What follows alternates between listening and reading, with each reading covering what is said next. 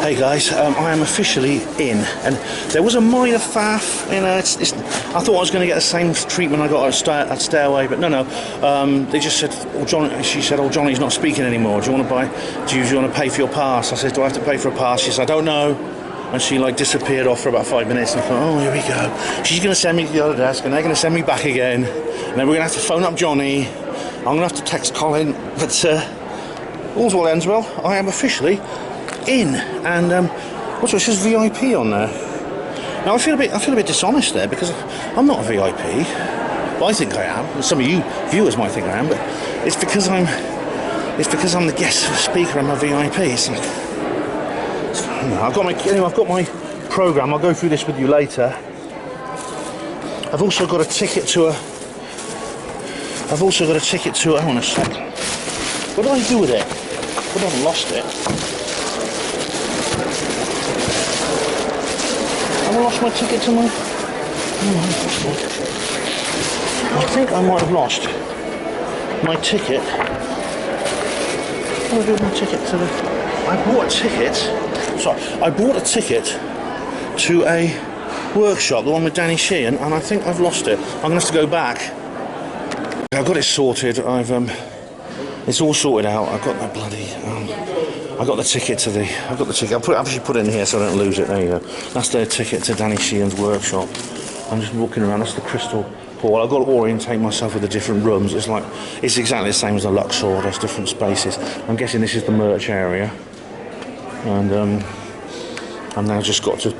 I don't think there's any major talk starting for a while, so I just sort of like hang out and meet people. And I met Steve Bassett. I didn't film him, but I met Ian.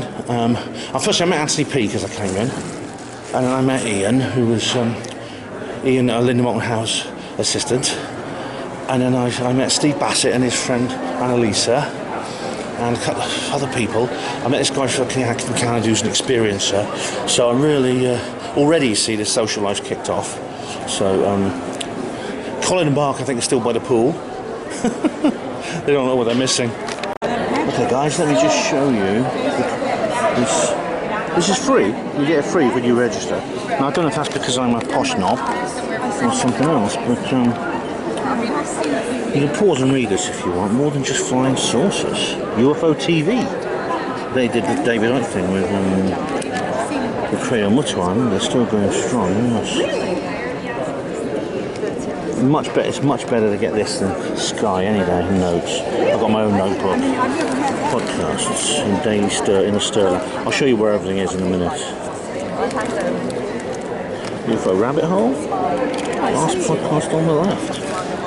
This is the schedule which I've already showed you. There we are. It's all, you've already seen all this. And there's the film screenings. It shows you these are the venues.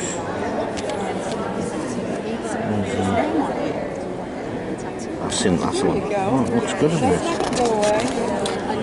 it? Community events. I'm not going to want to go home. Look at all this. Cinema, various films you can. Conehead, E.T., UFO. I've not seen that one. That looks good, doesn't it? Gillian Anderson, Scully. And here's some merch you can get, some clothing. Do you want to see me wearing these? Crystal Ballroom party. There's the party schedule. Right? I'm not sure if I'll be able to go to all these. You know, and here's some ads for various things. Of course, this is Coast to Coast with Captain Ron. Beyond Contact. Paranormal Podcast Network. There's just so much to... Your National UFO Centre, 50-year anniversary. And here, of course, is the speakers list. But I'll be providing my own review of the ones I see. You can pause and read these. You know which ones I'm going to try and see and which ones I'm not. George and George. That's Saturday. Legends. Yeah. Russell Tower, and of course Jimmy Church, Travis Walton, Russell Tower, Linda Moulton, Howe, Richard Dole, Whitley Strieber. There's more here. What's that there? So, AI versus human intelligence. Scavenger hunt. Find 4 different alien. This is kind of a joke. I find a game. 4 different alien colours on their ship. Not speakers. Oh, okay. Yes. Antarian heart. Mounted crystal skulls. There you are. You can pause and read that. More speakers. Gelartifact. Have we ever heard that before? The magic stones of. Excuse me if I mispronounce this. Or Gelos de Jalisco. Canada, you get a little bit more for your buck. Sometimes you don't. Replays and lectures. Oh, nice. Again, this is better than Sky, better than Netflix. And here's these are the people you've got to thank for this. I've already met some of them. Oh, this is the exhibitors. I thought they were the credits. Oh, well, it's like the merch halls. Alright, sponsors.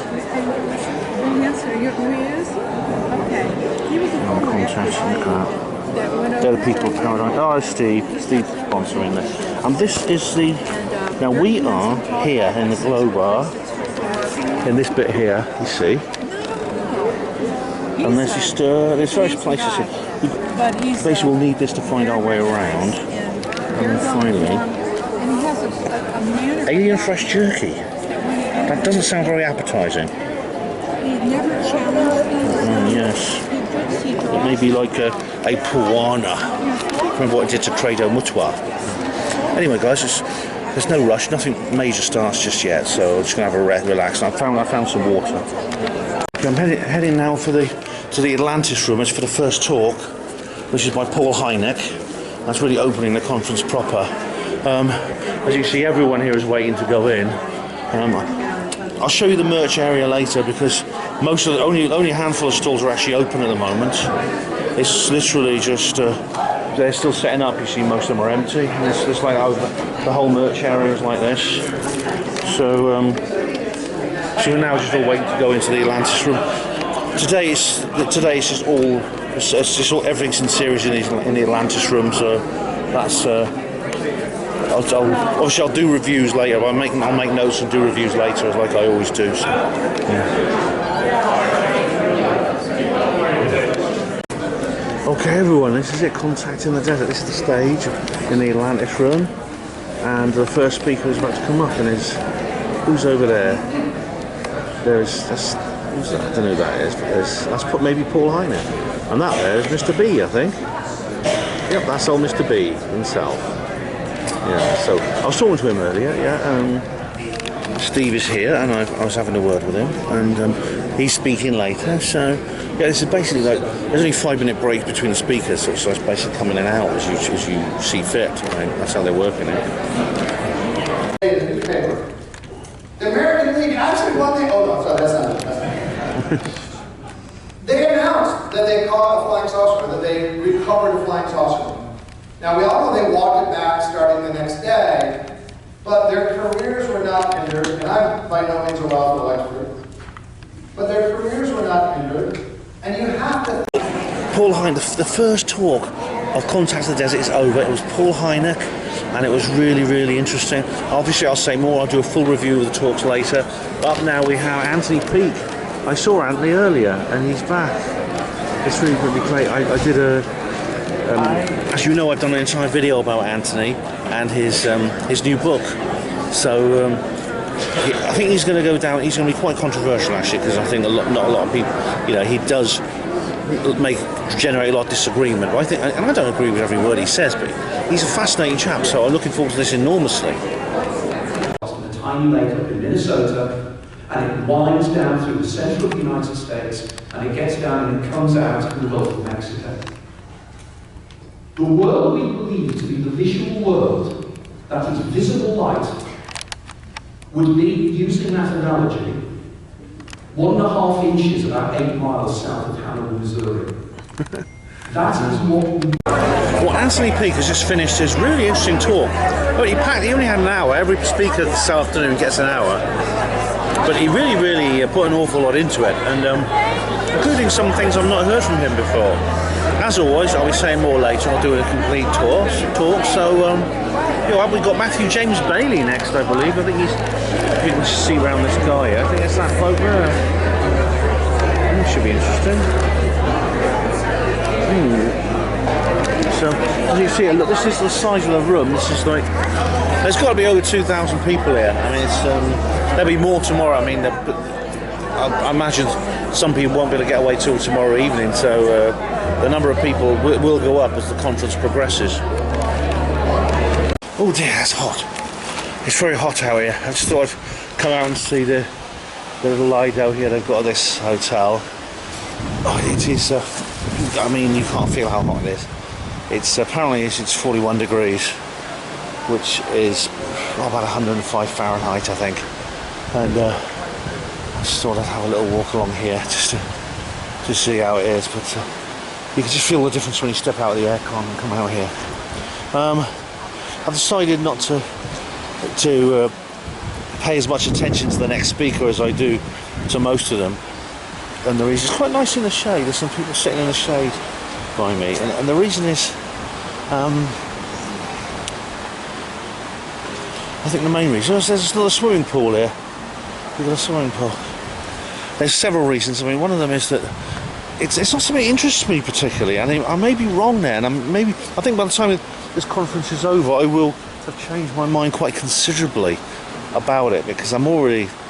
You see, this guy Bailey, Matthew James Bailey, he never showed up. I mean, apparently he can't make it today because he's coming. He's going to be there later. Oh, look at this. There's actually this is the pool. They've got like a little island with a bar on it over there. Can you see it? Little island, and the backdrop of the mountains and things like that. Yeah, Matthew James Bailey couldn't make it. So what they did, Paul Hynek has come back on. And he's doing his talk now. Paul Hynek is now doing a talk in his place, and he's basically doing the talk for him. So that's the. So he's just. I've decided to come out and get some fresh air. I need to get some water, and also I need to. Another thing I need to do is I need to just unwind, because I don't want to miss Steve Bassett. I think Steve is a must-see at an event like this. So I'm going to get back inside.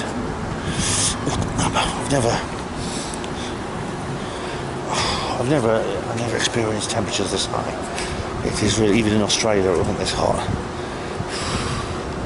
If you could feel it, man. I'm going to go back inside because it's really boiling here.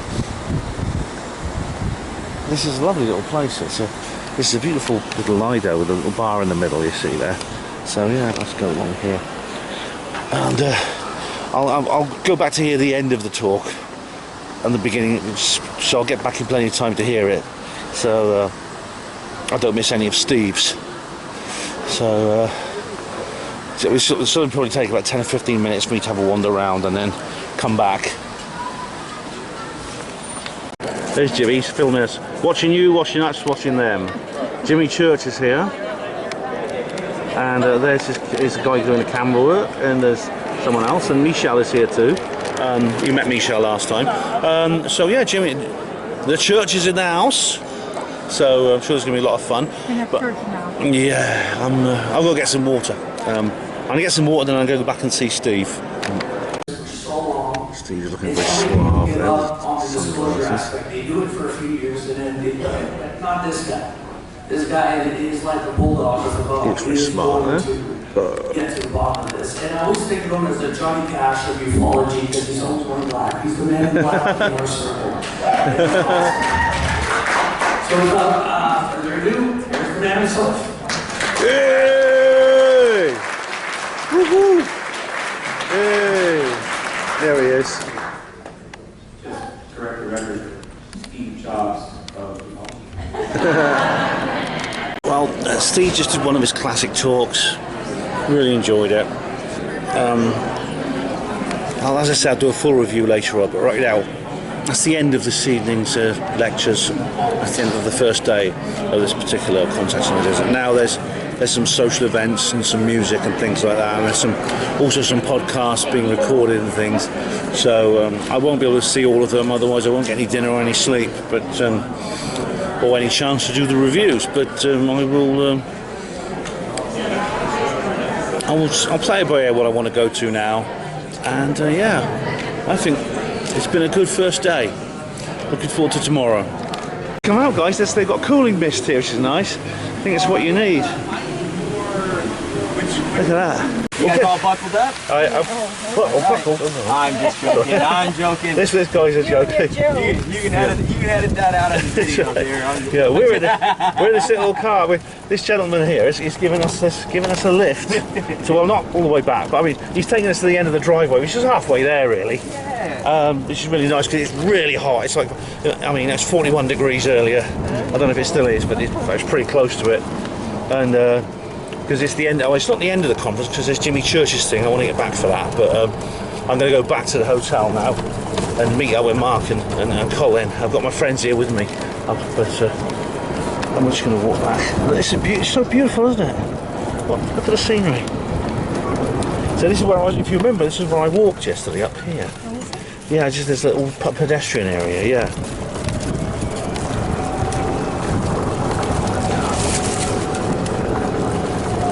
This is good. It's slow. It's like a little.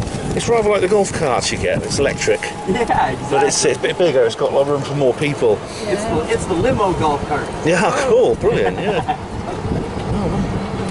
We just need some speakers and stuff. Yeah, it's like brilliant. Get some music playing. They could do these in Oxford actually. They could probably go for the LTN barriers. Beat the ultra low emission zones. I don't know if the weather probably wouldn't be fun. Absolutely not. No. In Oxford, it tends to rain a bit more, and it's a lot colder. Cold and wet. Yes, that's what England's like, unfortunately. We'd have to get like enclosed. Exactly. Yeah. Oh, lovely. This is nice. Thank you very much. Since the light is green, Oh, lovely. we're gonna. Oh, look, I can drop you off right over that's here. perfect. I'm nearly there. Yeah. Much appreciated. Yeah. My pleasure. No problem. Oh, lovely. It's great.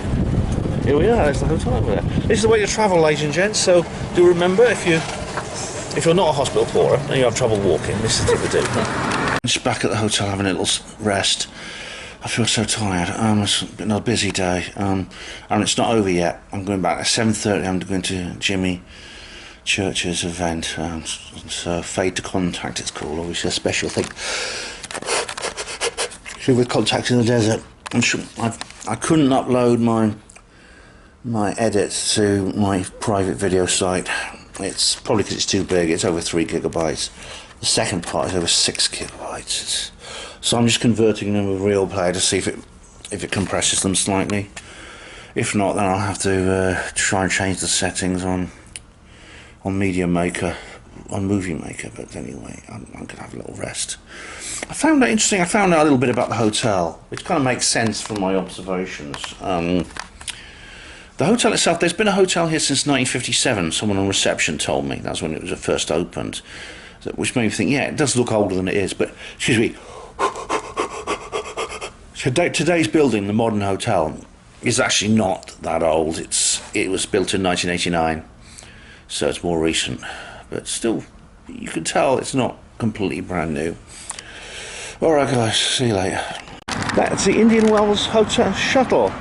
That will actually take you to the Esmeralda. Now, Colin and Mark and our friend from Canada who just met, they're waiting for the shuttle. I'm going to walk it. I'm an ex-hospital porter. I'm going to walk it. So that's my plan, and I'm going to walk up. I'll probably get there before they do. At 7:30, Jimmy Church is starting something called Fade to Contact, which is obviously some project to do related to the conference. So I'm keen to see that. He's sort of like well, I suppose I'm kind of Oxford Jimmy Church, really. But he's like the real deal. So that's where I'm heading now. I had a little nap. I slept. I literally just shut my eyes and that was it. The Wi-Fi's gone on my laptop. I think I just need to restart it. but I've been trying to process the edit. The edit, I think I've tried to convert it to MP4 and it hasn't actually. I don't think it's actually going to make the file any smaller, so I might not be able to upload it to my private group, which is not the end of the world. I've still got it on the laptop, I've still got it on my camera, so it should be safe till I get home.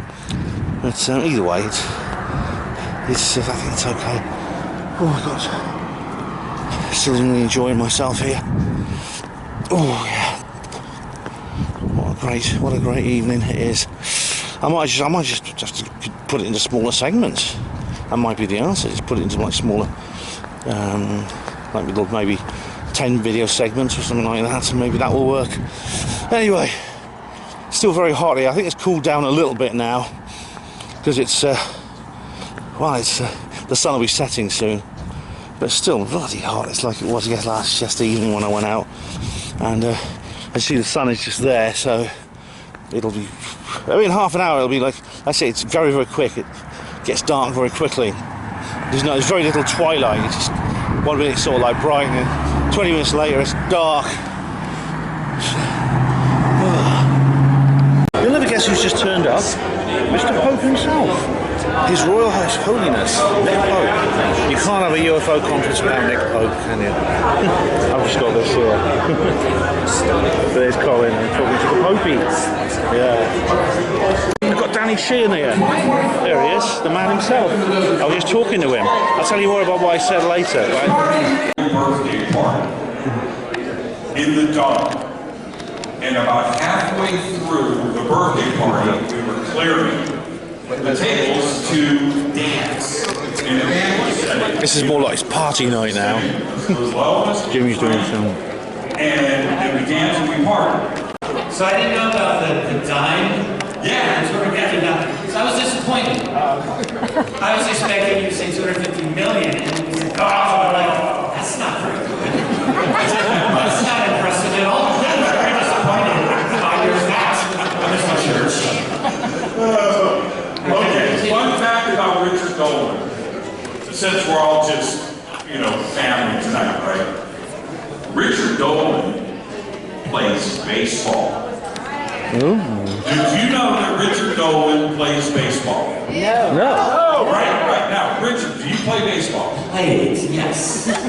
We've got the Ladies and gentlemen, I am with shot of the legend. the two paradigms of Washington, And the guy DC. with the big white hair. Paradigm Research Group, a new Paradigm Institute. It's That's right. Steve Bassett, Two Danny paradigms. Sheehan. It's great to meet you both.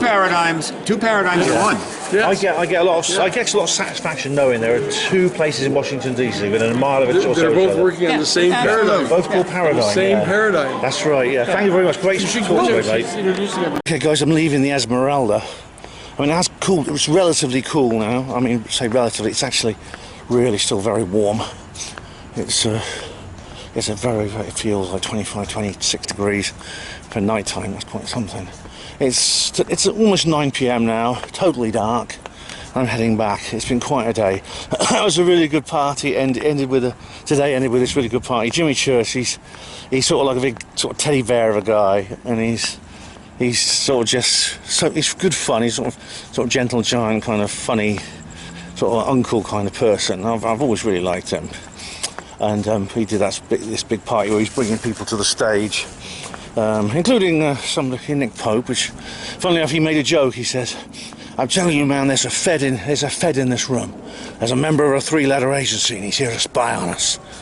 Who do you think? He's got this gruff voice. You know Jimmy's voice. I'm wondering who is it? And we were sort of yelling, "He's standing beside you, Jimmy." And of course, then he says, "It's Nick Pope, of course." So he was making the same joke as us. I say joke, many a true word is spoken in jest. Yeah, it was actually, we had a big meeting, like I said. I've just done that little selfie with Steve and Danny, which is really great. And there's so many admirable people who I really like in this world, in this place, in this community. And then you get like others I don't. It's a bit awkward actually, because Popey comes up. Popey actually appeared today, and he went up and talked to. He knows Colin, and he went up and started talking to Colin, and we were there with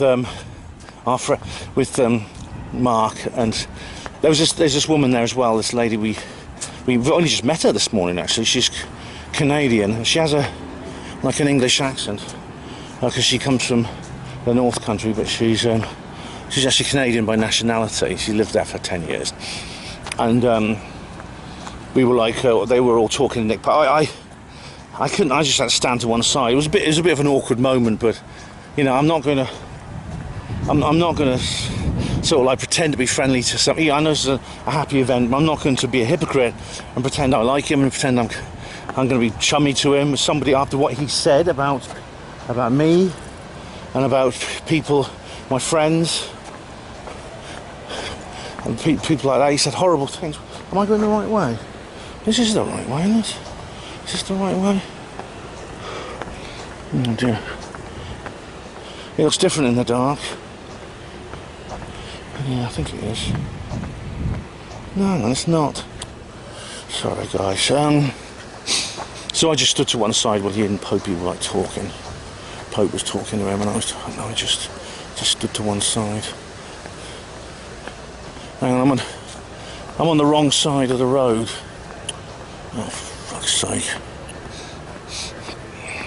Went down the wrong pathway. See, there's the entrance. Oh, here come the sprinklers. Better get out of the way. Yep. So I've got to cross over here like this. That's it. Cross over here, that's it. Okay, I'll find the right way. So I just sort of like stood to one side. Then Richard Dolan turned up and Danny Sheehan, and of course I was very keen to talk to Danny Sheehan because I respect him enormously. As you just saw, it was great to meet him there. And then and of course Pope was there too. Oh sorry, and Richard Dolan was there too, and sort of went to talk to Colin and Mark. And again, I mean, my problem with Dolan is different. When it comes to Richard Dolan, I think he's honest. I think he's honest as a researcher, and he's a good researcher. And his information is very important. His work is very important. He's dedicated his life to this when he didn't have to. Could have had a great academic career, and he gave it up to do this back in 1988 when he read Timothy Good's Above Top Secret. Okay, so that being said, for reasons I've explained, I don't like him personally. I think he's an unpleasant individual. How'd you get out of here? I was over here. As I said, as a person I don't like him, and I'm not going to pretend to. I'm not going to be smile and sort of shake his hand and say, "Hi Richard." Well, I mean, he may have seen the video I made last year and the things I said about him, which means he might not want to either. How the hell do you... this place? I just... That's... here's another path. I think it's this one. I don't get it. How the hell did you get out of here? I'm going back to the bloody entrance. Sorry guys.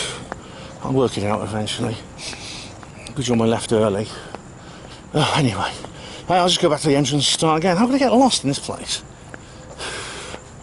Anyway, I can hear crickets. Again, daytime is pretty silent here. I saw a couple of birds, but there's no bird song anywhere here. So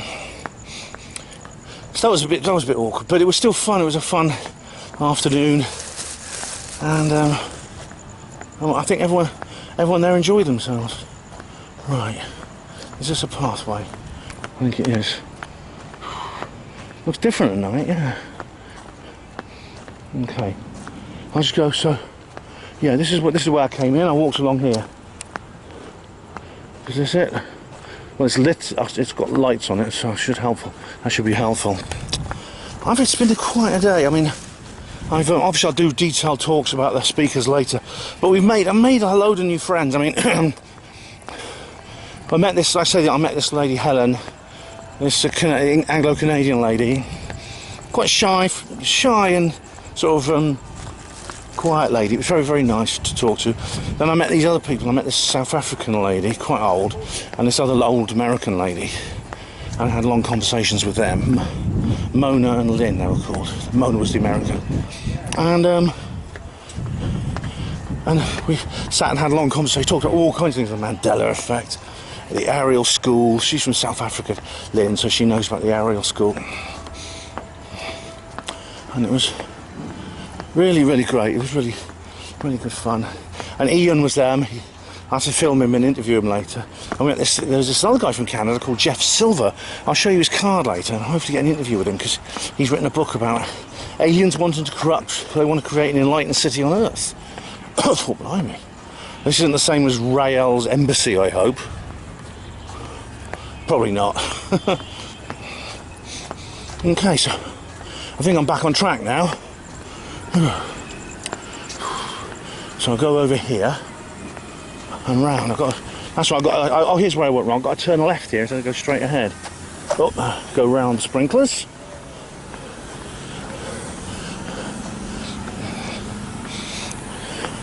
Sprinklers everywhere, man. You can hear them. You can see. I don't know if you can see them. You can bloody hear them. The grass is pure green, even in a hot desert country like this. They must be very, very. This is bollocks about climate change and things like that. It lets the water companies off the hook. It lets them off the hook.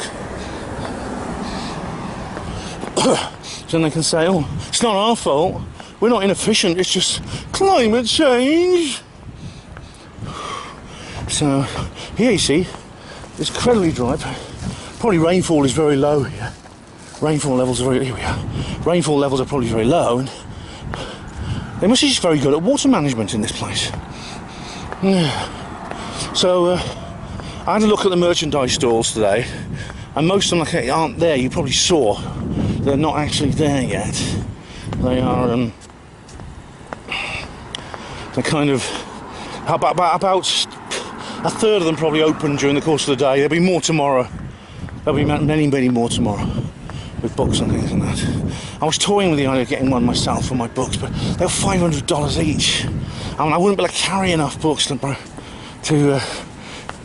even if I could sell them all. Anyway, what a day. It's been quite a day. I feel, actually, I'd say this day has been probably the best conference day I've ever had. It really is. And God, and there's 4 more. There's Friday, Saturday, Sunday, Monday. Or Monday morning anyway, so wow. It's a long conference as well, which means I'm going to get very, very engrossed. And so if I'm a bit grumpy on Monday, you'll know why. You'll know why it is. How are you doing? It's because I'll have very intense post-conference blues. Because the higher you go, the harder you fall. So I will be. I think, yeah. When at the end, I'll be as morose as hell at the end. And I do. I want to get back. Although I should have booked an extra day off work because I found out that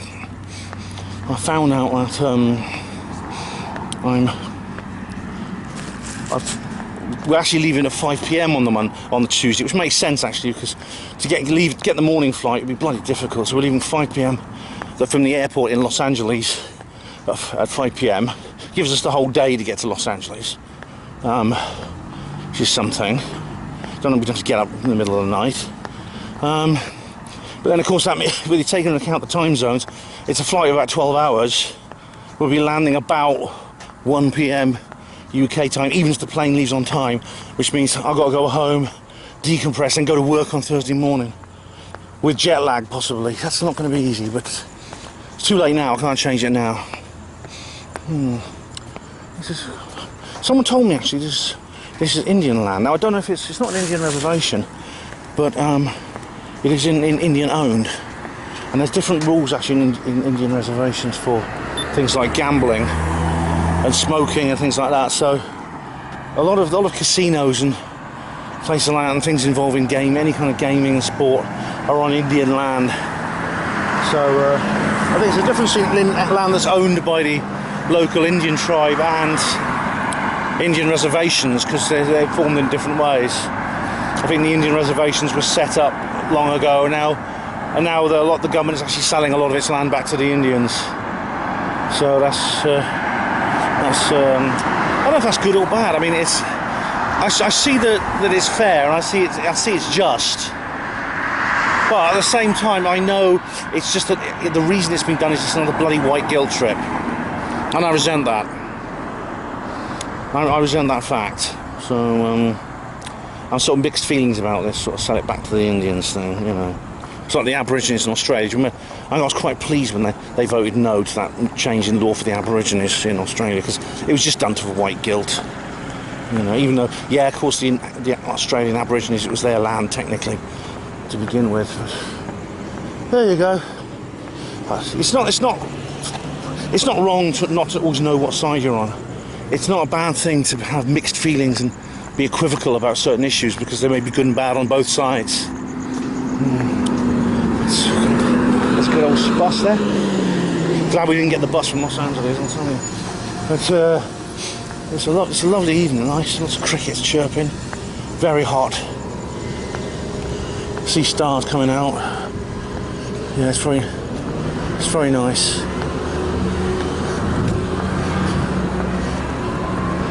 And that's the Esmeralda over there glowing in the distance. So,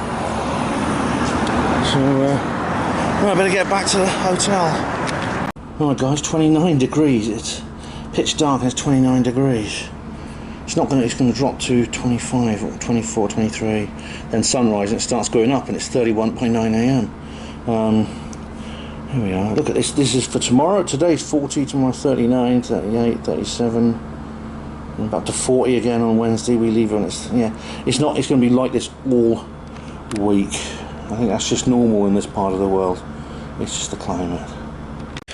Alright guys, it's about 20 past 10. I'm off to bed early, I know, but I want to get up early. I want to have a good breakfast because it might be the only meal I get. And I want to go to the first session. Now, the first session is dominated by the Women in Ufology panel.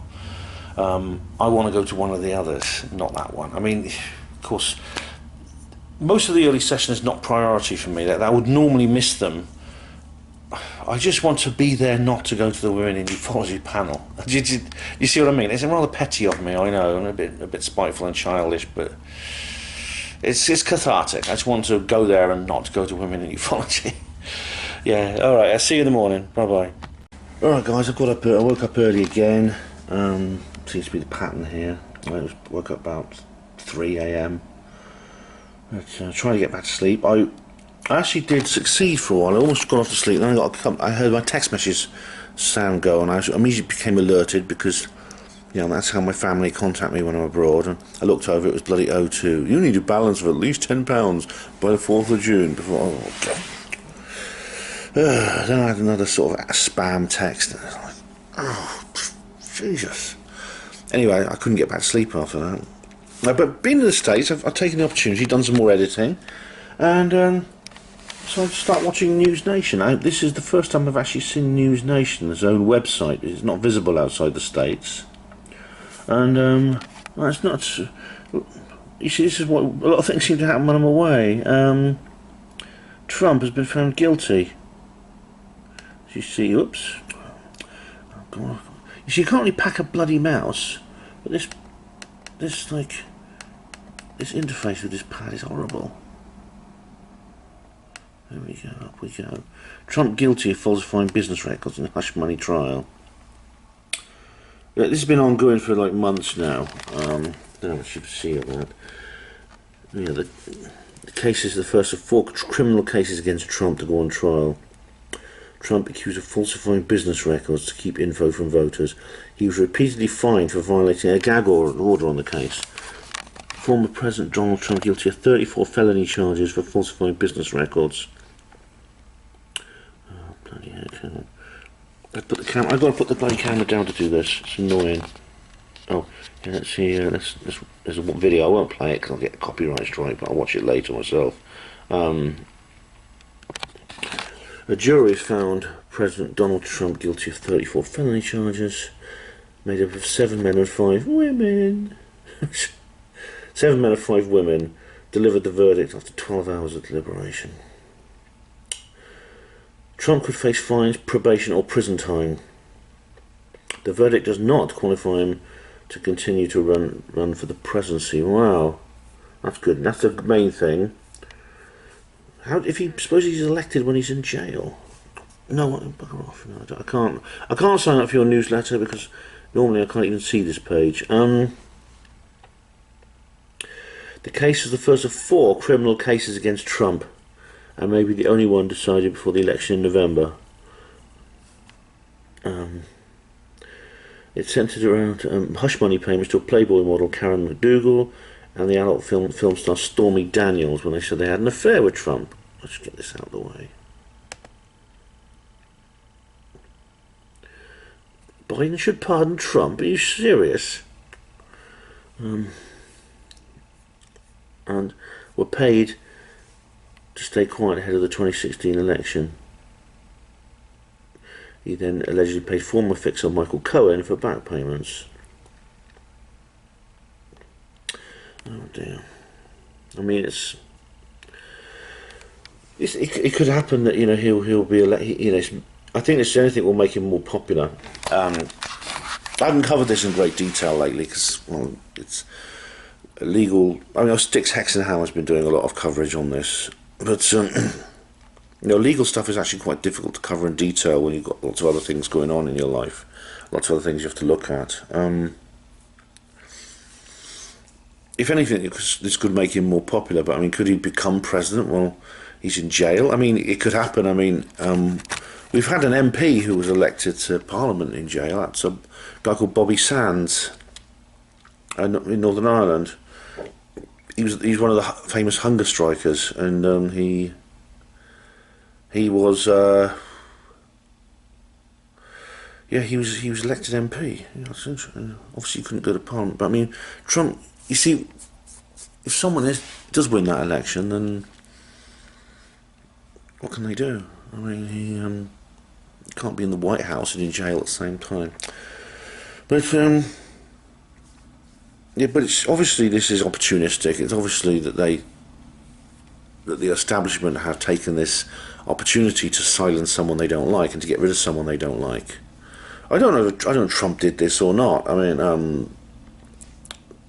it's possible these charges were completely fabricated against him. On the other hand, he might have done it in a moment of, in a moment of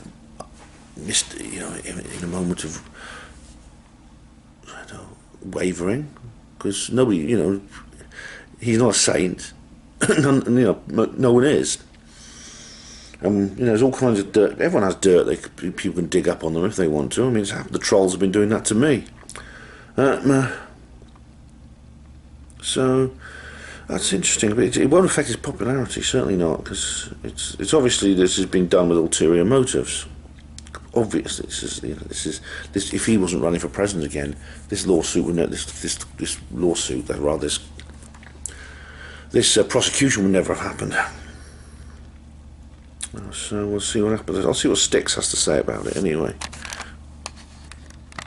I'm watching a bit of RDH to make me feel less homesick. I've noticed a couple of things about my room that I'll just pause it a moment. I've noticed a couple of things. About my room I never noticed before. I've got my hat on because I'm going down for breakfast in a moment. I just realised I've got a balcony. So if I do that, I've got a bleeding balcony. How do I do this? Yeah, it's just got a mosquito net, and I'll just work. I pull that back like that. I'll just work. I can't get the mosquito thing. There we go. Wow. Have you got like a roof I can sort of you can probably get onto if I can? There's a birdie. Finally, I found a bird. Hello. Good morning. Oh, I can see into the next room. Oh, blimey! I shouldn't, should I? I shouldn't. Oh, this is hot because it's the outflow from the. It's very hot there because that's the outflow from the aircon. But can you believe it? I've actually got a balcony. I've only just found out. Yeah. You see, this is so I can keep this shut at night and have the window open and not let in the biteys. Anyway, guys, it's 7 in the morning and it's already pretty warm, as always in this place, this Indian Wells, where it's warm all the time, or hotter. I could climb over it and sort of have a wander on the roof, but I'm not going to do that. Hello, there's some birdies. Yeah. So I'm basically going to have breakfast. I'm going to have an awful lot because it might be my only meal of the day. And then it's Friday, 31st of May, day 2 of the conference. I just realised it's St. Theo's Day tomorrow. Wow. And I'll come in here. See, I've got the windows open. I'll put that over so no insects get in. But Actually, I realised I do have some artwork in here, which I haven't looked at really yet, as many hotels do. I've got this painting here, which says Joe Axton and Mary Giddings. It says Axton and Giddings, and it's like a kind of rough sort of like oil paint of some flowers in a bottle. Slightly impressionist sort of oil painting there. I think this one here is the same. It's just a copy of the same thing. There we are. Yeah, it's the same. It's nice, but come over here and we've got this like nice still life. I don't know if you can see that. It's got a lot of reflection. I'll just shut this now. There we go. I'll just shut this. So there's less reflection. There we are. And you get this nice little. I'm going to switch that off. That's not enough light to see it. Sorry, you won't be able to see this perfectly. There's this very nice little still life here of flowers in a vase and some jugs, and that is by. It's got no signature. No, anyway, it's a lovely image. It's a really, really nice image.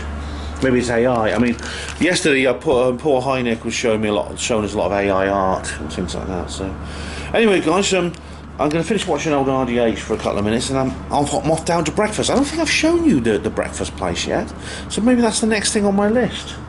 Okay, guys, so this is the place where we have breakfast. You can see it has the requisite pictures around the wall, as they all do. It's like a standard continental breakfast. It's actually a lot here.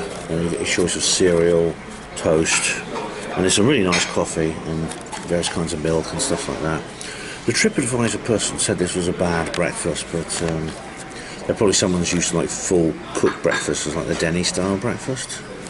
I think this is really nice. This is like a really nice breakfast, and you know, I mean, it's very impressive. And I'm going to have a lot. I mean, basically it's a buffet. You can have as much as you like, and I'm going to because it might be the only meal I get today. With the prices at the venue, you know, it's just too much. Colin and Mark, I texted them earlier. I inboxed them on Facebook, and they're still kind of asleep probably. They got back a lot later than I did, and you know, they seem to need less sleep than me. That's it. Okay, guys, I'm heading for the venue. Running a little bit late. It's got 10 minutes to go till the first talk. I've got like. Oh, look at that, it's lovely. It's a clear day today. Very hot already. Probably up at 20 degrees. It's about 20 past 8 in the morning. And heading up to the venue. I'm going to go see one of the other talks. Like I said last night, the other talks are not terribly interesting. It's just I don't want to go to the women in ufology one. And then so I said, why don't you just have a lie in? Because I want to go to one of the others as a statement that I'm not at the women in ufology one. Oh, Ben, that's nasty, that's spiteful, that's nasty, it's evil. Well, maybe yes. I mean, I do have a petty side to me that sometimes does come out, and this is one of the examples. Yeah, so, no. I didn't have time to review the talks from yesterday, or didn't have the energy. I don't know when I'm going to have the time and energy actually to do those reviews. It might actually be maybe have to do a big one at the end or something. I don't know. But I've got my notebook and pen. Everything I need today is in there. So I've also got one copy of Roswell Rising, a novel of disclosure. I've already shown it to a few people, and a couple of people have made notes of it to get hold of a copy.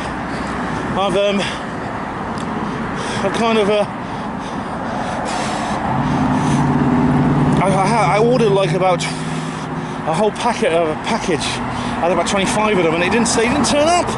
Well, they were late. I got a notification on Monday saying that they were being delivered, and I thought they may come Tuesday morning. They didn't. So I left without them being there, so they're probably lying at home somewhere. The others will have brought them in and put them in my room, probably. There you go. But anyway, yeah. And I mean, a lot of you are going to say, well, what's the problem with women in ufology? Are you saying you think women shouldn't be in ufology? And this is what you always get. You get this polarization. If you object to feminism infecting ufology, suddenly you hate women. I mean, they always do this. There's always this kind of like these labels they put on you, this kind of marginalisation. Whenever you try to make a serious point, a rational point, they castigate you for being an extreme example of the opposite. You see, of course, this was the Israel-Palestine situation.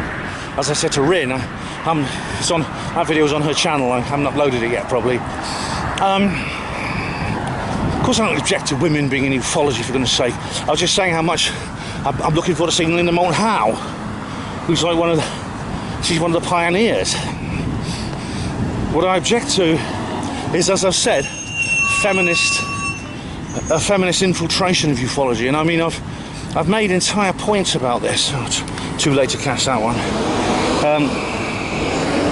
I made entire points about this. It's very noisy here. But I made an entire video about this. It's called Women in Ufology. You can check it out on my channel. Check it out. Where I go into this in detail. But basically, my problem is, and many women I know have said this, because they've been hoodwinked into this. Paola Harris, you know, Erica Lukes, I mean, and even Gemma, you know, Gemma Cooper has made comments like this. You know, there's the cry goes out, they say, well, hang on a minute, you know, ufology is like 90% white males, ugh, disgusting creatures, white men, and then they say, well, something is obviously wrong here that needs to be fixed. Something has gone wrong because of that, because you have this demographic imbalance. And then I'm in a position to explain, no, this demographic imbalance is part of human nature. When you generalize across the entire population, different demographics do gravitate towards different interests. We have different strengths and weaknesses. We have different desires. Psychic mediums are like 80% women. There's nothing wrong there, is there? No. So why is it wrong that 90% of ufologists are men? And I get into these kinds of discussions. And with one exception, Paola Harris, the response I get is extreme anger and resentment that I've even made this point. And Paola, though, was very reasonable about it. We're still friends, Paola and I. This light's taking a long time. And you see, I think the problem is when you have when you have a situation in this society wherever white people or men are majorities in anything at all, or outnumber other demographics in anything at all, there's only one answer ever given. There's only one cause of this imbalance that's ever conventionally acceptable to state, and that is it's oppression, it's discrimination, it's white supremacy, it's the patriarchy. There is no other possible reason why this imbalance exists. If it wasn't for this white supremacy and oppression, then there'd be as many women in ufology as men, or there'd be as many black people as white people who are scientists, and the list goes on. And what the feminists then do is they say to the women, they tell them, look, you're a victim. And it gets inside their heads. Even very intelligent ones like Paola Harris. She was at this conference where she said, I went to a so-and-so event. There was 200 people there. There were only 8 women. It was such a struggle. She says, it's not been easy for me. It's not been easy. And I said to Paola, I had this debate with her on Facebook, you're one of the most successful people in this field. What are you talking about? You have contributed enormously. You're widely respected. Most people think a lot of you. So when you say it's been a struggle and it's not been easy, is that what you really think? Or is that what the feminists have told you you're supposed to think? And if you want to know more, just watch my video, Women in Ufology. And I'll go into it in more details, because they're committing terrible injustices. And Paola said, if she organised a conference, she'd make sure that 50% of the people speaking were women, which means my people are banned, essentially, apart from a very carefully controlled minimal number, 49% maximum. and no more. If anyone else wants to speak, they can't. They're banned. Not because of who they are, because of what they are. That is unacceptable, that is despicable. And if anyone thinks we're just going to put up with that, they've got another thing coming. And when I made this point to Paola, I put it slightly gently, more gently, and I was pleasantly surprised that she was reasonably, what's the word? She was reasonably pleasant about the whole thing and did stay rational. Maybe I gave her something to think about. I hope so. Because since then she hasn't come out and made any similar comments, which maybe I reached her. Anyway, guys, that is why I'm not attending. I'm making a point of not attending the Women in Ufology panel today at the venue. See you later, yeah, nice Let's have a longer talk with you later, mate. Yeah, let's have a talk. It's good to see you again. Nice to see you again. Alright, now, you may not realise this, I didn't realise this, but there is actually a complete other half of this hotel, and it's over there. And you've got to go outside to get to it. Luckily, it's not too hot yet. So, I'll go past the fountain and the pool, and head across to the inspiration room. I'm actually going to be slightly late, it's just 5 minutes or so, but probably won't be the only one. And I decided not to go to the Bitcoin and AI one. I've decided to go to the Skywalkers of Egypt presentation. So that looks very interesting indeed.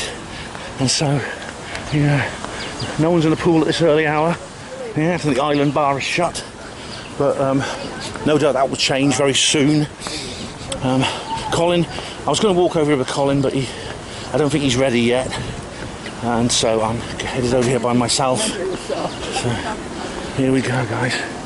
Yeah, there's a little beach there, do you see it? Look at the sand. Very nice, isn't it? And so,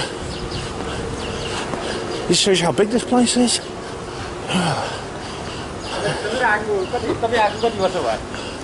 Here we have here, what's this? It's like a bowling green or something. Don't know if they play croquet in the United States. Yeah. Anyway, guys, I'll see you later. Good in there.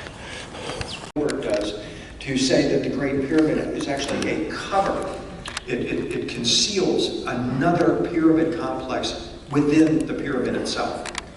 And we're now in the process of using LiDAR and also space telescope. Well, Colin and I found the only shady part of this particular outdoor area. But Colin, how are you? You're very good, very good. Having a good time. I'm on focus.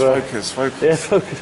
Yeah, this is the only shady spot in the area. But are you enjoying it so far? Yeah. Day number 2 in the We just morning. saw William Henry. He was actually very good, actually. I missed the first 20 minutes or so, but I did like, he's talking about Egypt stuff and connection with Qatar and Enki. It's interesting, because the Egyptian and Sumerian civilizations were contemporary and they weren't that far apart. Yeah. They must have had a lot of communication. A bit about Jesus' mysteries, sort of the resurrection, stones and things. Yeah. I found it very interesting you described the Coptic image of the Christ resurrection, of Jesus sitting on this throne surrounded by this halo, which has been described as a cloud.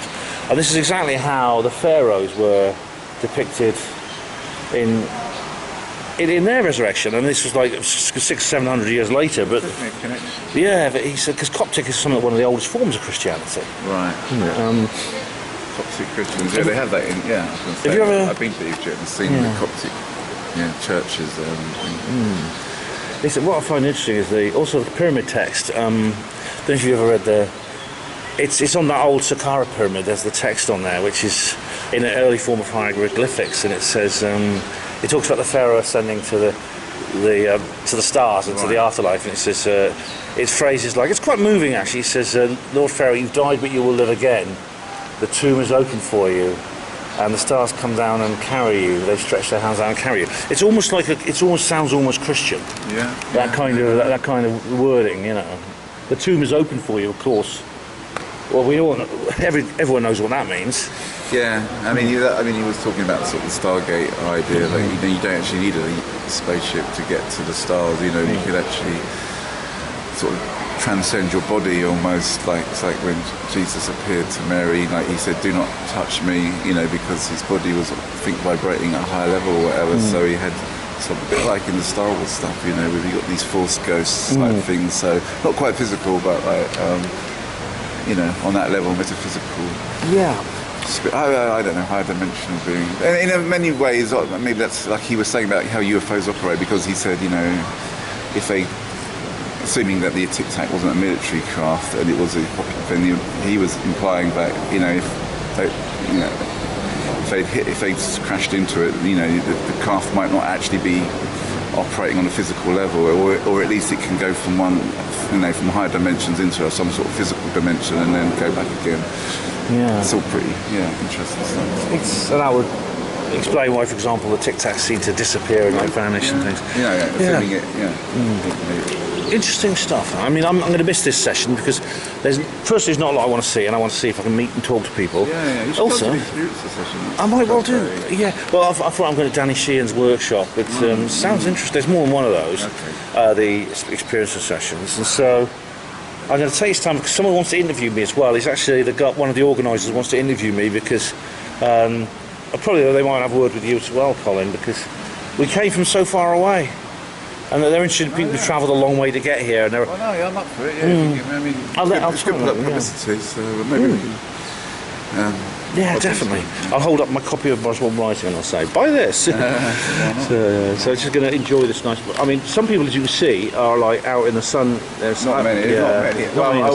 Sitting here, but I thought you meant by the pool. There's a few people sitting here. I know, it's probably about 100 degrees already. It probably is. It's really very hot. I mean, already, and like it's only like it's only about half past. It's only half past. 34 degrees. It's 34 degrees. Only 10:15 in the morning. So yeah, so that's why Colin and I are in this one little spot of shade. So, and my drink there is getting warmer. It's getting warmer and warmer. So well, not to worry. 94 degrees. 90, yeah. That's bloody hot. That is. It's bloody hot. Anyway. Enjoy it while it lasts, because apparently England's having rain as usual at the moment. So, you prefer? We're in the right place. Yeah. We've come back to the Atlantis and got Gates of the Anunnaki. Here we are. I'm not sure exactly. I wasn't planning on going to see this, but Colin sort of like was heading in that direction, and I sort of tagged along with him, and we were in this. And because we've got these VIP things here, which I never asked for, we were allowed to go in first. I feel a bit guilty about that, Colin. I do. I feel a bit dishonest. Well, it's not as if we've taken front row seat. I know. I wouldn't. You see, whenever I sit in a conference, like in a big room like this, the Atlantis room is like this really big room here. I sit like halfway down.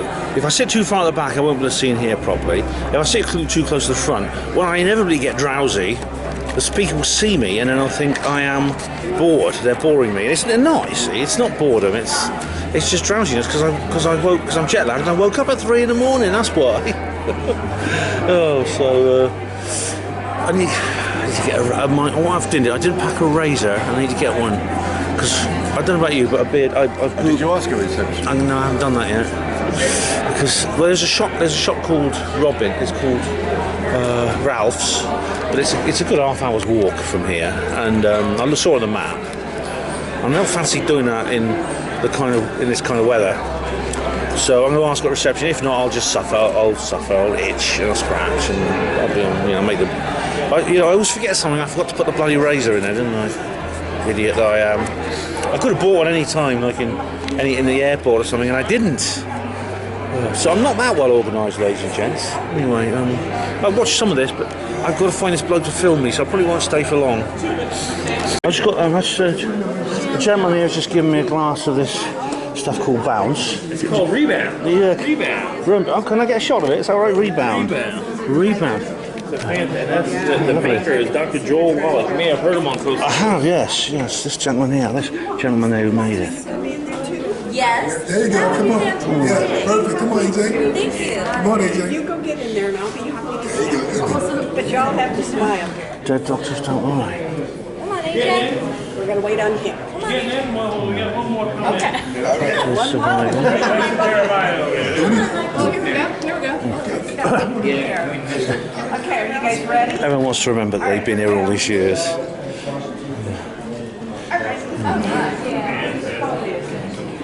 Wait till Let's have a look at these books. Dead Doctors Don't Lie, for Joel Wallach. Prepare the Practice Survival Bible. And then there's Joe Wallach, a few other. Energy Crisis. Yep. I was in the military for 20 years. Oh, right. Is this you, sir? This is you. All right, lovely. Thank you. Tools to build your health and knowledge. Dr. Wallace and Dr. Marlan.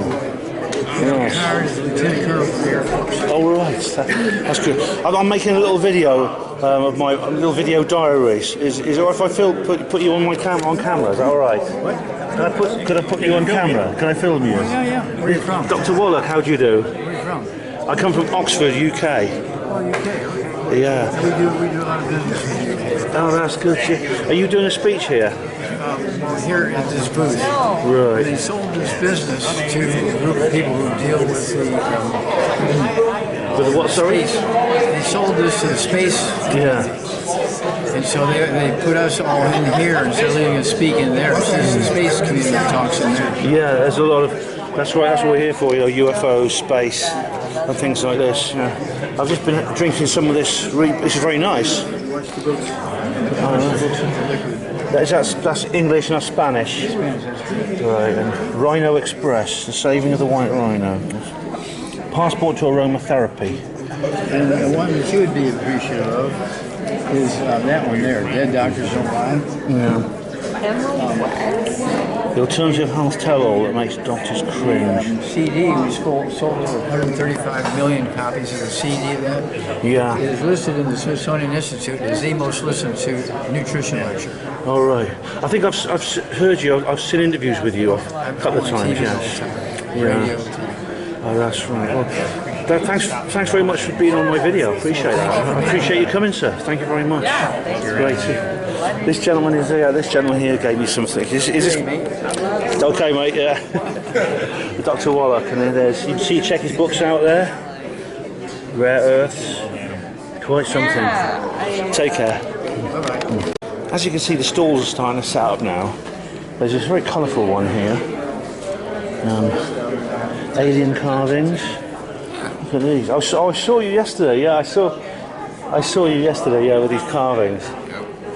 I showed the watches and things. The sundial. Yeah, the sundial watch.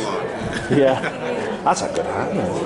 I'm not sure what to buy yet because I'm here till the end. So, but I've so much to choose from. We see Friends in Space, Theologians of Orion by Ronnie Theroux. That little cute baby in there. It's good, isn't it? Honestly, man, what was it Gareth said? The pig is in the shit. I'm not kidding you. Look at these jewels here.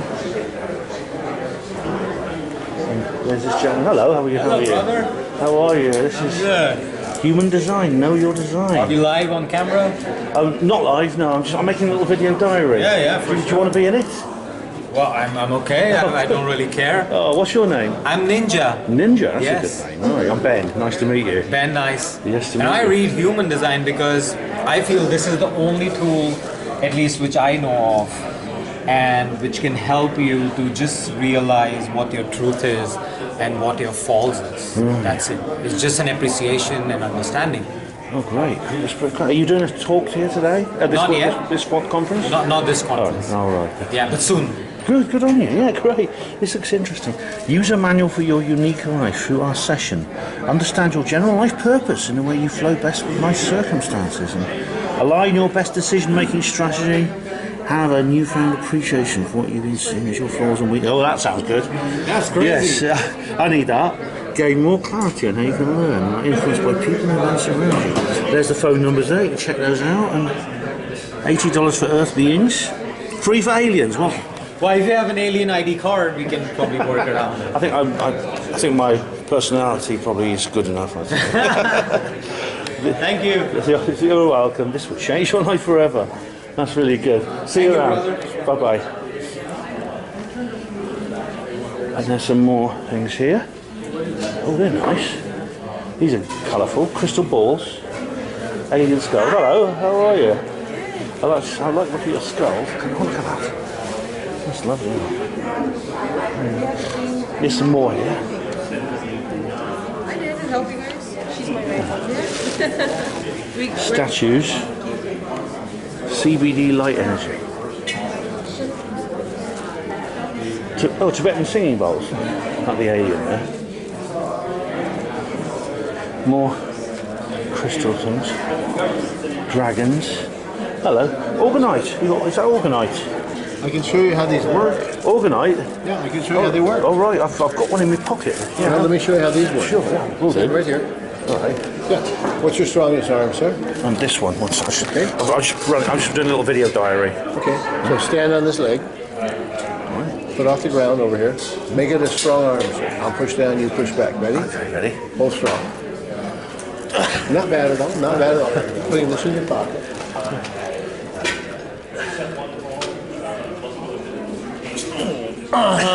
That's how these work. That's remarkable, isn't it? Oh, that's very, very clever. And then test you without it. Go ahead and test without it. Okay. Ready? Yeah. I can feel the difference, yeah. And then the other test you're going to take is that in that room there's a stage that people are speaking from. Yes. And I hit a pyramid behind the stage there. Oh, right. Turn with me. Right. You, sir, are now in a sequence of energy between my pendant and the one behind the stage. Right. Go ahead. Oh, yeah. Sequence right now. I can see the difference, yes. And now you're not, my friend. All right. Ready? There's definitely a difference, yeah. That's amazing. Oh, great. Well, that's thank you These very go much. huge distances. That one there goes about 500 feet. Yeah. But I've got one in my car, which is parked with a valet parking area, which is behind the. Yeah. And I'm gonna show you how it works up the stairs. You're now in a sequence with the one that's in my car. Oh, all right. One leg, sir. You're in the sequence with the one in my car right now. Oh, well, that's definitely. I'll give you a flyer here. Oh, thank you very much. What's your name? I'm John Thompson. All right, my name's Ben. Ben. Nice to meet you. I'm doing a little video. So cool. Do you want it to be on YouTube? Okay, fine. All right. I'll just show you this is orgone. Orgone energy. That's it. I've got one. I'll show you the one I've got. Yeah. I might come back and buy one of yours. I'm not sure. I'm sort of like looking around for souvenirs and things, but this is someone gave me this. A guy called. I always carry this everywhere with me. Yeah. Well, obviously it's not as strong as the. That's could be. It's not made as well as ours are. Oh, right, okay. As you can tell. Yeah. You know. Fair enough. Yeah. Leon Southgate. Nice. Do you know Leon? Do you know Leon Southgate? Huh? Leon Southgate. Ah, nice. He has a website. He writes articles and things on orgonomy. Yeah. He used to work with James DeMeo. Yeah, he's amazing, isn't he? Cool. And James DeMeo was trained by Wilhelm Reich. Yeah. Nice. Oh, great. It's good to meet you. Yeah, blessings, my friend. God bless, yeah. Nice, I like these books. I don't know how much you saw of that, but the guy was like demonstrating the power of orgone energy. He was like pressing. I had to put one in my pocket and it gave me more power. You know, it's quite something. And it's a more lower. Drink your vitamins. Hello. Hey, how are you? Hello. All right, thanks. I was looking at these. I'm just doing this, a little. This is the highlight of the show. Oh right. Yes. Wow. Lower. This is Travis Moulton. Oh right, yeah, Okay. Travis. He's good, isn't he? Best vitamin drink of Natural News replaces a dozen vitamin pills. You get your vitamins, minerals, amino acids, digestives, electrolytes, and osmolytes all in one. Wow, that's quite something. Are you from England? Yes. Are you familiar with Patrick Holford? No. Patrick Holford, he's very well known in England in the field of nutrition science. He's done a lot of work with autism. He's a big fan of ours. Let me take one of your flyers. Please, by all means. Thanks. Yeah, those 2 pages will tell you a great deal. That's it's a very comprehensive little booklet on methylation. Lovely. Thanks very much. Have you been to the show before? No, first time I contact. Yeah, I go to conferences like this all the time now. I love them. Cool. I love them. I feel at home here. So. Well, it's a fun show. Yeah. Well, thanks. Good to meet you. You bet. See you. Hello there, sir. Let's have a look at your stall there. Wow. Some books here. Weather War, Jerry East. Oh, Jerry Smith. They I know him for ages. Look at all these.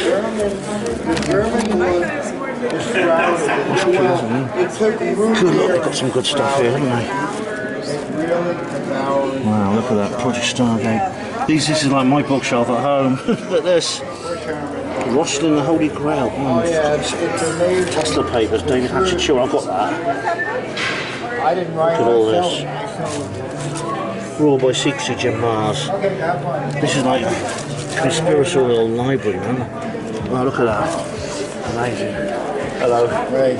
More jewellery. Look at these things. How you doing? Where'd you come from? I'm coming all the way from Oxford in England. England, all right. Long way. VIP, what are you're a speaker? No, I'm actually the guest of, well, he's not speaking to me, but Johnny Enoch. Oh yes, he's Unfortunately, awesome. Yeah, very he's nice. not very well, he can't make it, unfortunately, but yeah. So you're representing him? Yeah, sort of like, he's still gets to come in as a That's guest. great, Tonight. that's great. Yeah, it's great stuff, yeah. These are lovely, these. Welcome to America. Thank you. Here the Trump. Oh, sorry, he's guilty. He's guilty, oh right. Guilty. Oh nice. He's really innocent. I think so, yeah. I think... He's not guilty. Well, in my view, I think if he wasn't running for president, he wouldn't be in court. It's stupid. We have a deep state that is really evil. Yeah. And I sell all the books on them. I've just been looking at your collection, that's quite something. Yeah, that's nothing. I've read a couple of those.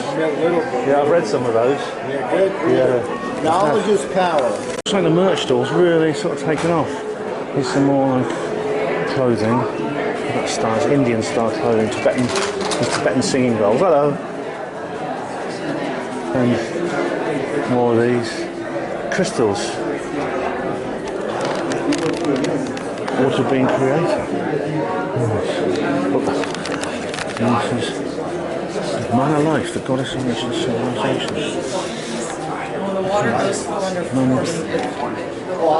Do they your stem cells? Okay, so you're going to go on a long trip. Why is everybody telling me I'm going on a long trip? Yeah, I'm constantly going on a long trip. But you look younger. Bring me. Restore your hair. I need that. Life way. Some more. Are you in pain? True aligned body system. Fix your aching back. That's something. Look. Get some of this. That's interesting. It is free to try it. Oh, thank you very much. That's interesting. I don't.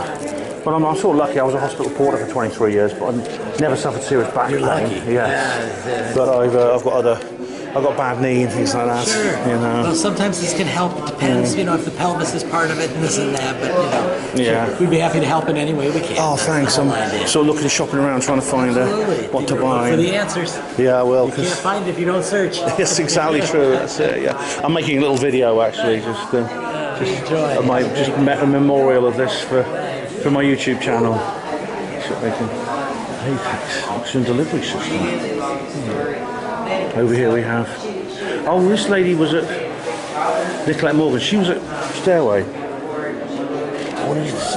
Scary, look. Mounted. We have more crystals. Oh, there's UFO-shaped crystals. Very good. So I think I'll go and look at the merch at the other side. I haven't seen the merch stores, but the other end where the inspiration room is. I'm actually going that way because Danny's talk is in one of the rooms. It's the room, I can't remember what it's called. It's the room next to inspiration, which is across the courtyard. Oh, well, nice. There she is. There's Linda. I'll be seeing her later. She's walking across here now. Looking very. Still no one in the pool, but it's like really hot now.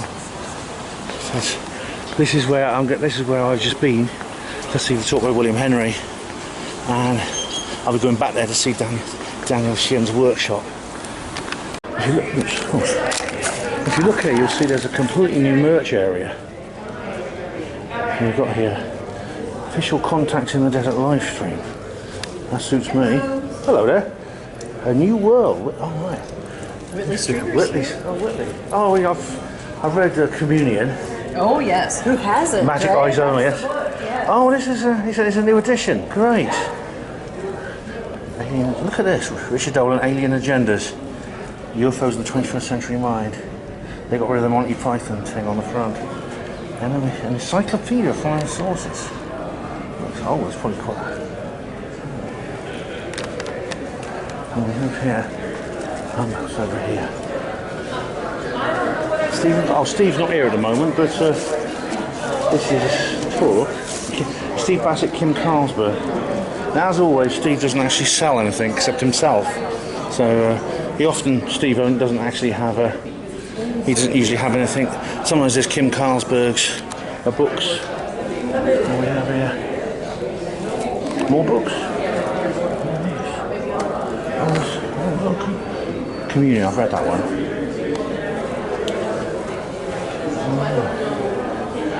Alexis books. Conscious Musings.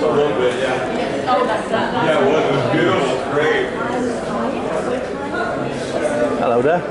Are you fresh jerky? Oh goodness me. Is it made from aliens? It's actually made from the abducted cows. Oh my God. Oh right. Yeah, look. There's Alien Cowboy.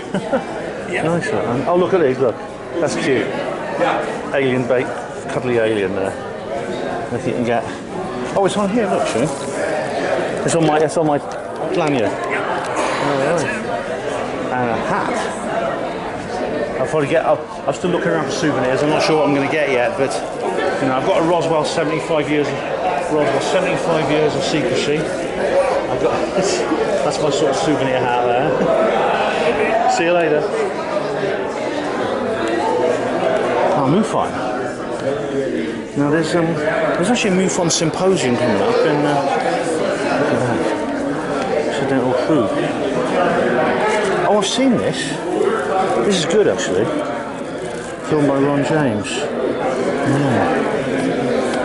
Number 115.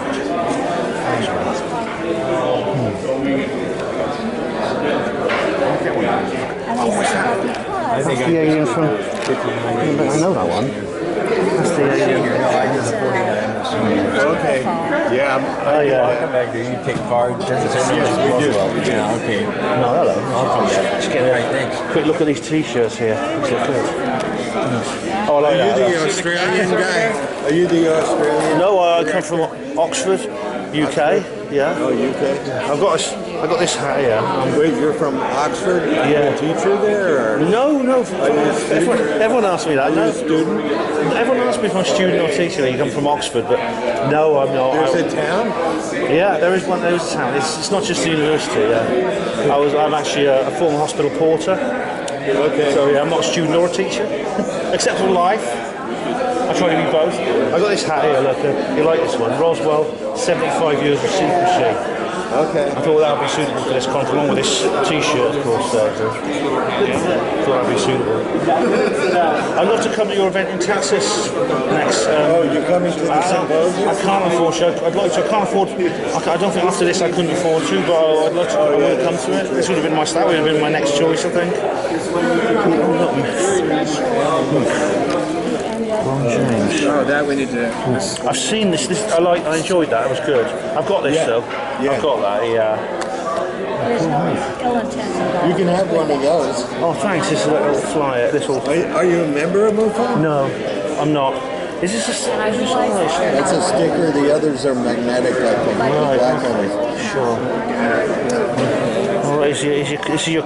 Which one of you is Mr. Rizzo? That's you. Oh, right. Oh, you said it right. That's your card. Usually people mispronounce it. Thanks. I will take.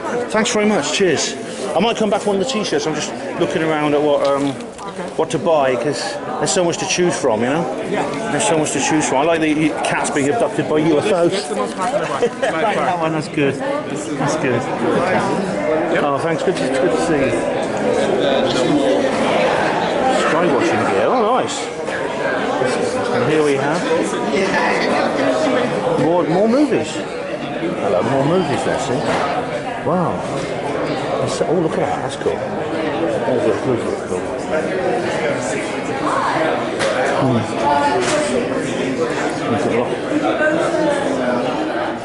Zoom one? Citizens for Disclosure. Hello, how do you do? Oh, that's good. Looks up my street. Yeah. Oh, I'm just looking around, looking for souvenirs. I'm not sure what I'm going to get yet, but I'm still looking. Oh, thank you. Oh, Take nice. a bumper sticker. Oh, lovely. Thank you very much. Take a bookmark. Oh, lovely. Thanks. Brilliant. And here's a pen. Oh, thank you very much. There you go. Cheers. All right. Do you want anything for these? Are they? So if you want to fill this out, you can go get in. I like the Lou Elizondo post. That's excellent. Yeah. So that's one of the things we're raffling off. Oh, great.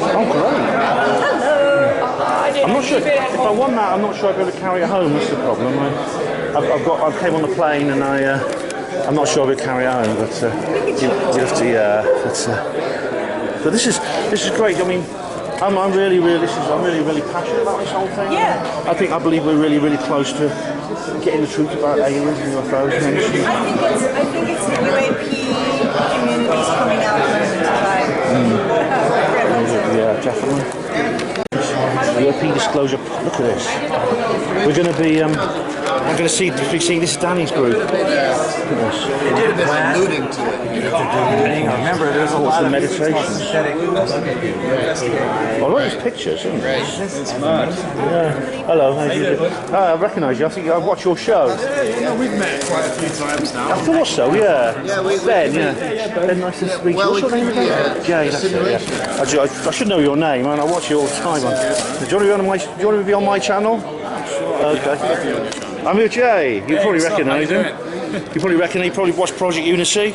He's here. Yeah. Great to see you. Are you doing up the Californian sunshine? Absolutely, yeah. It's actually a bit too hot for me. It's pretty hot. It's pretty hot, but it's got to make the most of it. Exactly. I just love being here. I love having sensible conversations with people and things like that. It's good to meet everyone and see the people that you talk to online. Yeah. You know, everyone's bumping into each other in the real life. It's great. It is, yeah. I really enjoyed your interview with Ross Coulthard. That was very good.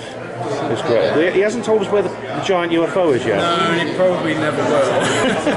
I hope he does one day. No, I mean, if he's ever allowed to, reveal that, I'm sure he would, but clearly not yet. He likes to tantalise us to keep us interested, but I like the guy though. I respect him. I really do. Yeah. It was good to meet you, Jay. See you later. Bye-bye. I like his t-shirts. Hello, how do you do? I like your t-shirts. Yeah. Good. Hello. How do you do? There's a book. As above, so below. Eric Stephen. It's about Christ consciousness. Yeah, Eric Stephen Rankin. Oh, he's doing a talk, isn't he? Yeah. He did today. He did. Oh, and then he's going to do an intensive later today. Oh, right, brilliant. Yeah. I'd like to go to everything, but there's so much in parallel, Yeah, I know. You can't do everything, but there's so much to do, which is awesome. I like that hat. I've got to get a nice good hat. I got this one here. Yeah. Roswell, 75 years of secrecy. Oh, that is cool. Yeah. That is I thought it was very just cool. perfect for this. Yeah.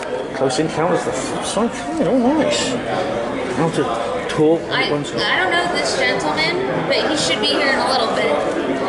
Yeah. Oh, nice, Richard Martini. I think he might be talking. Yeah, I saw him on the list. Yeah. Yeah. I saw him on the list. Look, he's a tourist guide. I get half-life. My goodness, that sounds interesting. I suppose that's something we're all going to have to know that one day. I'm coming all the way from Oxford, UK. Did you fly here just for this event? Yes, I came all That the is way. so awesome. But it's worth it. It's worth the journey. He came all the way from the UK just... This gentleman here has an excellent shirt. Yeah. What's your name, sir? Eric. Eric. Eric. You did the speech. I did speak. I hope you can see your next one. Yeah. I'm sitting on a You don't have panel. your thing turned around so nobody can see. Oh, there you go. That's Mr. There I am, Eric much Rankin. younger. They found a picture on the internet. I think it's all. I always try to get flattering ones of myself. Yeah, exactly. That is really cool. I mean, I've got a pretty good one as well. So, That is true. We're in it. So this sort of like marks us out from everyone else. You can spot. I spotted a couple at the airport, in Los Angeles, and I thought, yeah, they're going to the conference. Oh, it's nice to meet you. Very nice to meet you. What's your name again? Ben. Ben, I'm Jen. Nice to meet you, Jen. Ben and Jen. Yeah. Easy to remember. Yes, it is. Nice to meet you. It's great. I might get one of the books. I'm just looking around at the moment. I'm not going to buy any souvenirs till near the end. That's what I do. Because I like to see what everything is, and then I pick out what I want. Exactly, because I've only got so much. I can only afford so much, and I can only carry so much on the plane as well. So I've got to just be That's the smart way to do it. And then you don't have to carry a bunch of stuff around. Yeah, exactly. It's nice to meet you. Take care. Bye-bye. Oh, some more books over here. Alien Viruses. Robert M. Wood with Nick Redfern, we all know, don't we? Second annual Crash Retrieval Conference, that's from 2004. And this one it's like another that book again. It's like a flying saucer. This is originally a book. It's now a second edition. Colin lent me the first edition. I remember he was really keen that I gave it back because it was very rare at the time. But it is actually out again. An AI ufologist. Dark Skies, Michael Schrapp book. That's interesting. Dark Skies. Marketing agents of the UFO and conscious community. Universe. Look at this. And I like these books. I like these hats. Scott and Matthew J.B. not here.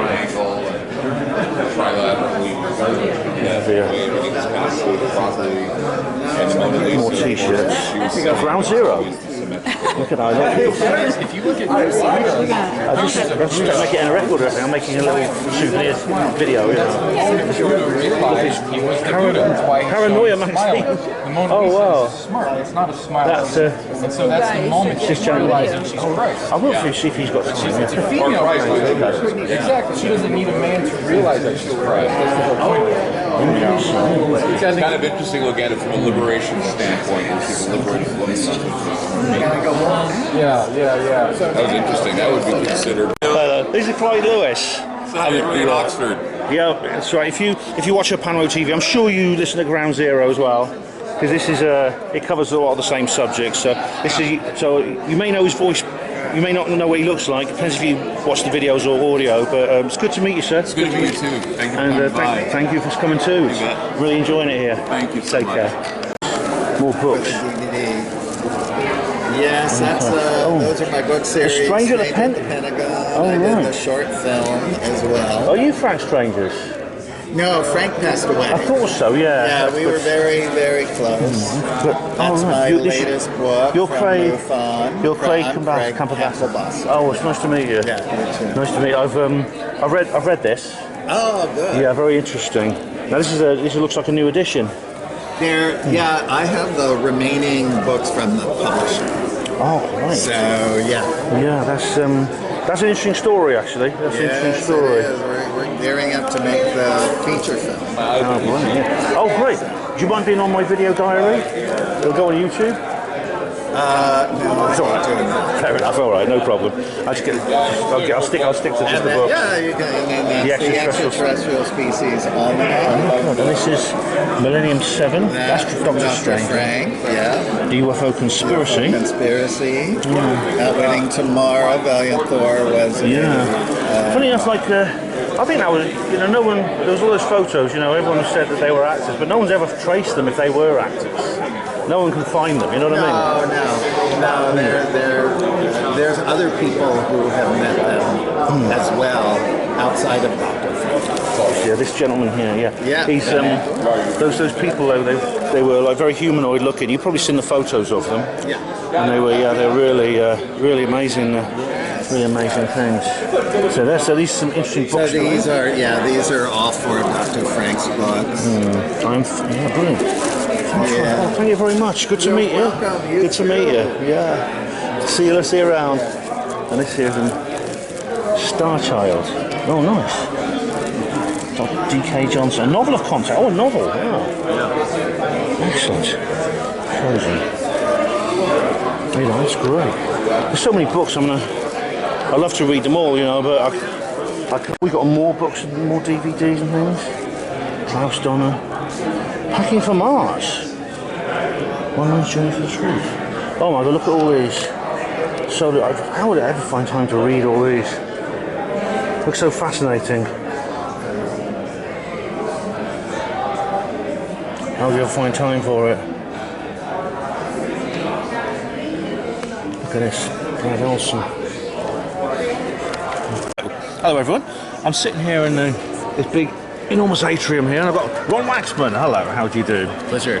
Doing very well, thank you. Great. You're doing a talk, and when's your talk coming up? Yeah, but a few things. Yeah, my talk is today. It's at 4:30 in the Enterprise Room. It's my first time doing this particular lecture. It's my new philosophy I've created. The title is DIY Disclosure: Finding Truth in a Post-Truth World. So it's kind of taken, thank you, first principles kind of perspective as to what, especially with like disclosure and things of that nature. What is disclosure? What are we hoping to achieve from it? How will we know it's happened? And then what happens after that? In algorithmic jujitsu, which is the name of my philosophy, the super objective is about finding. That's a good name. It's a little, it's a little silly, but it's for a reason. It's catchy, yeah. It's catchy. It's modern philosophy, so we get a little silly. But it's about finding and sharing as much truth as possible until the point of death and, asterisk, there beyond, should the opportunity present itself. It's an eternal process. So it's basically taking truth finding and turning it into an eternal process. Like my dear friend Steve Bassett, who was just here, he's the OG when it comes to the disclosure world, and I team up with him on various things, and it's an honor. But the definitions of that whole world, even though he's defined it better than anyone, he's a brilliant wordsmith. He came up with truth embargo, which is in my lecture. But together over many long hang sessions, we're talking about what is disclosure? What is it? And then there's capital D versus lower D disclosure. Now we have. So he's been sharpening his definitions. But for me, it's about this eternal process. These things, like when Steve Bassett refers to as disclosure, in my epistemology, that is a disclosure milestone. Yeah, because it's an eternal path to disclosure. And that's what's necessary for us to achieve it. We have to. If it's just this announcement, if it's just the president coming out saying we're not alone, that's going to be a fun news week, and then it's over, and then nothing has changed. Yeah. I mean, I think things will change, but. I don't believe that it's kind of like that. There's something. I don't think that necessarily is anything apocalyptic. I think it may be more the start of a process rather than the end. Exactly. In fact, in my book I showed you, Roswell Rising: A Novel of Disclosure, which I wrote, which is a fictional scenario about that actually happening. It's a very. I pictured it as something very different to how Steve envisaged it. I actually envisaged it as quite a torturous, long, drawn-out process with many setbacks, many regressions. Many attempts to roll it back and things like that. And of course, there's no real end to the story. When I kind of finished the third book of the trilogy, and it ends slightly anticlimactically, I must say. But I didn't really know how else to end it because there's no conclusion. I think there's, and I like yourself. I've always believed that we have more than one life, or we have more than one experience. I think I'm a spiritual person. Do you know what I mean? Do you see things that way? I do. Yes. Yeah. I have a philosophy, but spirituality is part of it. So I was mentioning I have this thing that you might have heard of called the DIY Disclosure. It's called DIY Disclosure. It's this Discord server, and this is kind of this like headquarters where there's now 37 different collaborative projects, including 2 documentaries involving the phenomena and disclosure, and these other things, these open source projects, as I've called them. And one of them is called, getting to the point, is called Open Source Spirituality. I'll join you on Discord because Discord's great because it doesn't get the censorship that other things do. Well, my philosophy is called algorithmic jujitsu, partially because it's about transmuting the toxic algorithm of social media and instead of and engaging it in a way that's constructive for truth-finding collaboratively. Great, brilliant. And what I'll do later on, I'll show the listeners all your cards you've given me. I've got these. They're business. I've got a whole collection of cards and things, and I'll show yours as well. So they'll find out more. And of course, I'll be doing a full review of your talk. I mean, the one at 4:30. I think unfortunately, I've had to make some tough decisions because there's so many things in parallel. At the same time, I know. But at 4:30, we will have this various things here. Anthony Peake. Yeah. Right. Yeah. I mean, you're same time as Anthony Peake, which is a bit of a pain. I think I was something there trying to set up some cage fights here. Because I noticed that Steve is parallel to Richard in many things. Look at these workshops here. Richard Dole and Steve Bassett. I know. They jammed everything into 2 days. I guess it's when everyone's coming on the weekend. And they've got a second situation where Steve is parallel to Richard, and it's Steve is doing like 11 different things, so he's going to be parallel with everything at least. Steve always argues. He's probably with Richard. parallel with himself. He's doing something about that. Steve always argues with Richard whenever they're together, and it's quite. I think they respect each other. They like each other, but they do argue. Yes. So I would love to come and see that. But I mean, no disrespect, but I'm sort of committed to going to Anthony Peake now. Oh, I understand. But I will come to your. I'm definitely coming to the thing tomorrow morning. Okay. Yeah. So I know. There's a lot going on, but yeah, anyone wants to come check it out, I hope there's someone there because it'll be more fun that way. I always watch the videos of the ones I miss. Oh, great. Yeah, Okay. Brilliant. That's great. It's good to meet you, Ron. Yeah. Talk to you. I'm a big Anglophile, and it's been real fun getting to know you just now. So you too. And you've been to Oxford. You've studied at Oxford. I did a semester there, and I've just always been fascinated and obsessed with literature about Oxford and just the place itself historically. And it's just good. If you'll come around now, I'll give you the tour because there's loads of really interesting things there. I'll tell you, including things that secrets and that you don't see on the normal tours. Yeah. It's great to meet you. Okay, I hope to meet you in Oxford sometime too. That'd be awesome. Please do. There's some people in the pool now. I'm now heading over to the other side, on the far side where the inspiration room was. It's a room called Independence. It's next door to that, and I'm going to see Danny Sheehan's workshop. So I'm looking forward to that a lot. You got to buy that separately. It cost me $25. So it should be interesting. Right, guys, I'm in this room called Independence, and there is Mr. S there. He's dressed more formally than last night, and we're about to start his workshop, so I had to pay $25 for this. It's extra, so I'm looking forward to it very much. It's really interesting. Am I fuzzy? Am I blurry? Oh, there we are, that's better. I'm still blurry. I just come out of Danny Sheehan's workshop. It actually ran slightly over. I've got to move quickly now to get to my next talk, which I think is Anthony Peake. That was really good. Yeah, I mean, Danny is like, along with Steve Bassett, I say Danny is like one of the, TG's guy, the top guys in this whole business. He really is, and it's hard to know, how to underestimate, what he does, what is his commitment to everything. Just getting, I think they're crowded enough for the next talk, so it's actually quite busy here. Just going to squeeze through these crowds, you see. I'm just got to get to. Oh, look at that! Look at that shirt. I like your shirt, sir. Very good. That's brilliant. I love it. Oh, fantastic. Fantastic. Sorry. So now I'm going to go back across the courtyard, and I think I'm going to see Anthony Peake. It's like now it's getting later, it's getting hotter. Like I say, it's easy. I mean, it's 41 degrees yesterday, it felt like that. So I'm going to go see Anthony Peake next. But I've actually decided to split my time with Ron Waxman, the guy I was talking to earlier, because it's his first talk and he wants as many people there. And he was very nice to give me a good interview. So I'm going to watch half of Anthony and I'm going to go over and watch Ron. All right, I got the time. Sorry. No, you're walking way back. I got the times mixed up, ladies and gents. I've got to see Linda Moulton Howe first. I'm here with Ian, who of course works with her, and I'm going to go to see Linda. Now, one thing I'm not going to do, when I found out that if you have an VIP, you get to jump the queue. Yeah, he's going to do it. I mean, I think the difference between me and Ian is I think that Ian has earned his VIP pass. I haven't, so therefore I'll wait in the queue. So I'm not going to do this VIP thing. So I'll see you in there, Ian. You go ahead, mate. You've earned your pass. I haven't. Oh, thank you. So I'm going to go and see Linda Moulton Howe next. I'm actually quite glad that Ian's saving me a seat because I think the queue, believe it or not, goes all the way along the corridor. I don't know how they're going to get everyone in. Linda is so popular that this is like, I've never seen a queue like this at the conference before. It's still filling up, I was at the back like 3 minutes ago and now it's like filling everything up. So, yeah.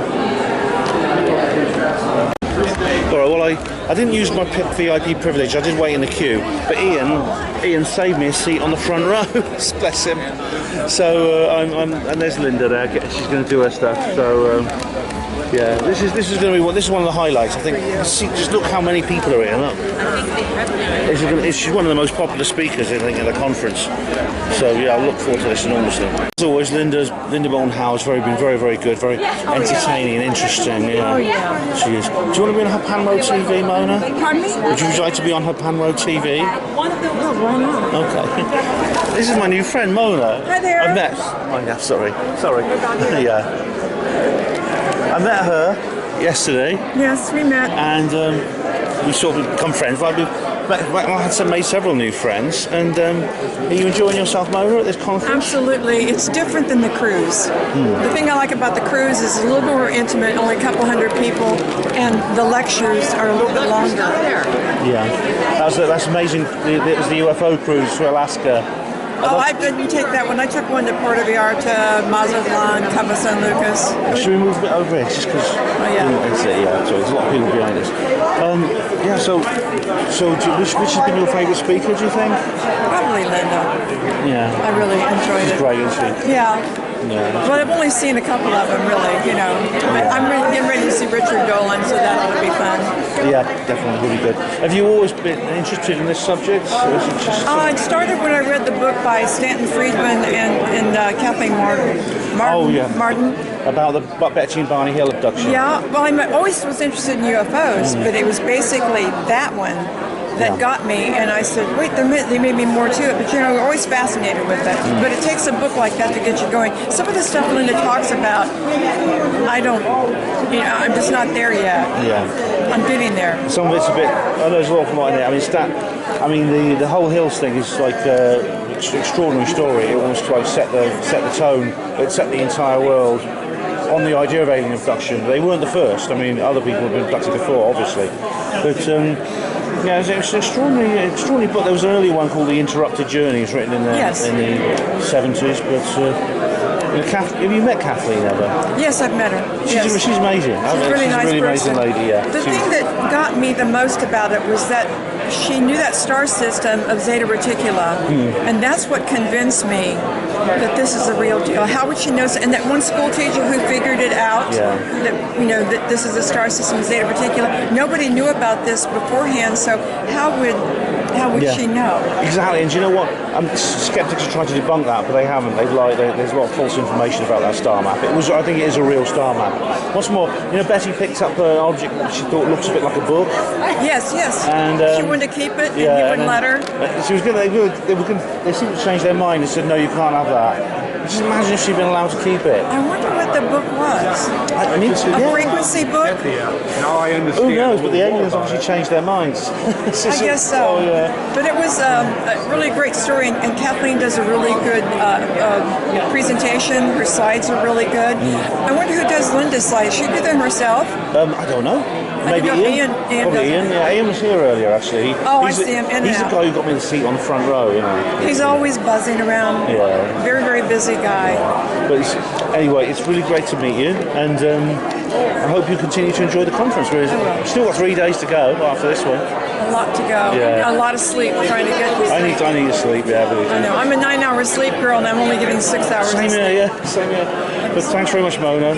Appreciate it. In the USA, Europe, and Australia. And kind of, and see what goes with it. But yeah, maybe you can share your thoughts on that. Yeah, brilliant. I've been talking about this a lot publicly, and I've been writing. Obviously. Well, so Ross Waxman, he did his talk. I call him Ron Waxman mistakenly earlier on, so apologies for that. I came in like halfway, so I didn't really see much of the talk, unfortunately. But he seems to have a good style about him. Yeah, he's confident. And that to me is that's the really you're really 3/4 of the way there if you have that. Just have the ability to communicate. You have the ability to have like a little bit of charisma and style when you're on stage. That's really all you need. The information really then is really just the last quarter. So he did a good job. I didn't get the chance to talk to him, but I'm just gonna have a walk up here. I want to see if I can see who's up here. Then I'm going to go back. Now, the Kelly Chase podcast, I made a mistake. It was actually parallel to what I've just seen. So the next thing is 6:30 in Atlantis room. is Michael Schratt. Now doing his talk. He'll be very interesting. Hello again, viewers. Well, you might think I'm a bit crazy. I've just spent $25 on a DVD of a film I already own on Amazon streaming. It's a tear in the sky. I mentioned a tear in the sky. I just spoke to Caroline Corey. I didn't get the camera out of the film, but she was busy talking to lots of people. But I just bought that. I'll show you in the souvenirs. But I now have the DVD of that movie, and you might think I'm nuts. I don't know, but a lot of people do this. I mean, it's having the physical copy, and I've said before, it's actually important to have the physical copy, because you don't know how long the film is going to stay on a streaming service. You just have it on the streaming service by itself. Well, it could easily be removed, or it could be altered. It's the same argument I use about Kindle, which is why I will not have my books published on Amazon Kindle. So that's why I suppose that's why I got the DVD. I suppose I want to speak to her. I told her I'd done the interview with Dave Altman and David Mason. I mean, I didn't have a go at her about Stairway to the Stars, because of course she didn't turn up for her screening, which was a bit annoying. But there you go. I don't know. She was speaking French to somebody. I think she has this accent. I think she might be Canadian, French-speaking Canadian. I don't think she is French, but I asked her if she knew Darcy Weir, and she does. And I said, because his film's very similar to hers. Right, the next, so as I said, I missed the Kelly Chase podcast. I can't go to because I made a mistake. So it's now Michael Schratt in the Atlantis room. These defense contractors that have gone off the rails, and these programs, we're going to talk about, they born black, they die black, and we're never going to hear about it. That's what we want to expose today here. We'll continue on. Pentagon top secret black budget. Well, viewers, I'm reclining in this seat out here, and it's getting dark. And as always, it'll get dark very suddenly. It'll be like completely pitch dark in no time. I'll say more about Michael Schratt later, but I was dropping off really badly. I was really drowsy during his talk, and that makes me feel awful. And I was so frustrated because I wasn't just drowsy last night. Why can't I sleep at night? I'll try again. I'll just try and hope I sleep better this evening, but I need to do more editing as well. We've got these like chairs here with Colin and Mark and Mona. All my friends here at this restaurant. Mona you met earlier, and there's Ian as well. You can see the back of his head there. And I was just saying hello to everyone. You may recognise a few faces here among the speakers. And I was really sleepy earlier on. I feel a bit better now. So I'm having a really good evening. I'm having a really good time. Second day of the conference. Okay, guys, I'm heading back now. It's about 10 to 10. I didn't think I'd stay up this late actually, but I got talking to some people. That sort of gave me some more energy. The weather is warm still, but I can hear crickets. But it's a bit of a breeze, which sort of helps keep the temperature down. Obviously during the day it was really hot again, the usual, low hundreds Fahrenheit, low 40s centigrade. What a day. I didn't eat anything this evening. Don't feel terribly hungry actually. Strange enough, maybe because I had a huge breakfast. I didn't eat anything. It's expensive stuff anyway. The food here is really a lot of money. I will have a meal at some point, but along with breakfast. But I was just thinking about this place, the desert. And I thought I'd mention. I've talked about this before. I mentioned it in Las Vegas, but this kind of place is charged with history, and I mean, believe it or not, there is a connection to UFOs. Everything connects to UFOs, doesn't it, Ben? Yeah, but in this case, there's a direct connection. And what it is, not far from here, actually, there's a place called Death Valley, very famous because it's the hottest place on Earth. I think it's 58 degrees C. Is the highest temperature recorded there.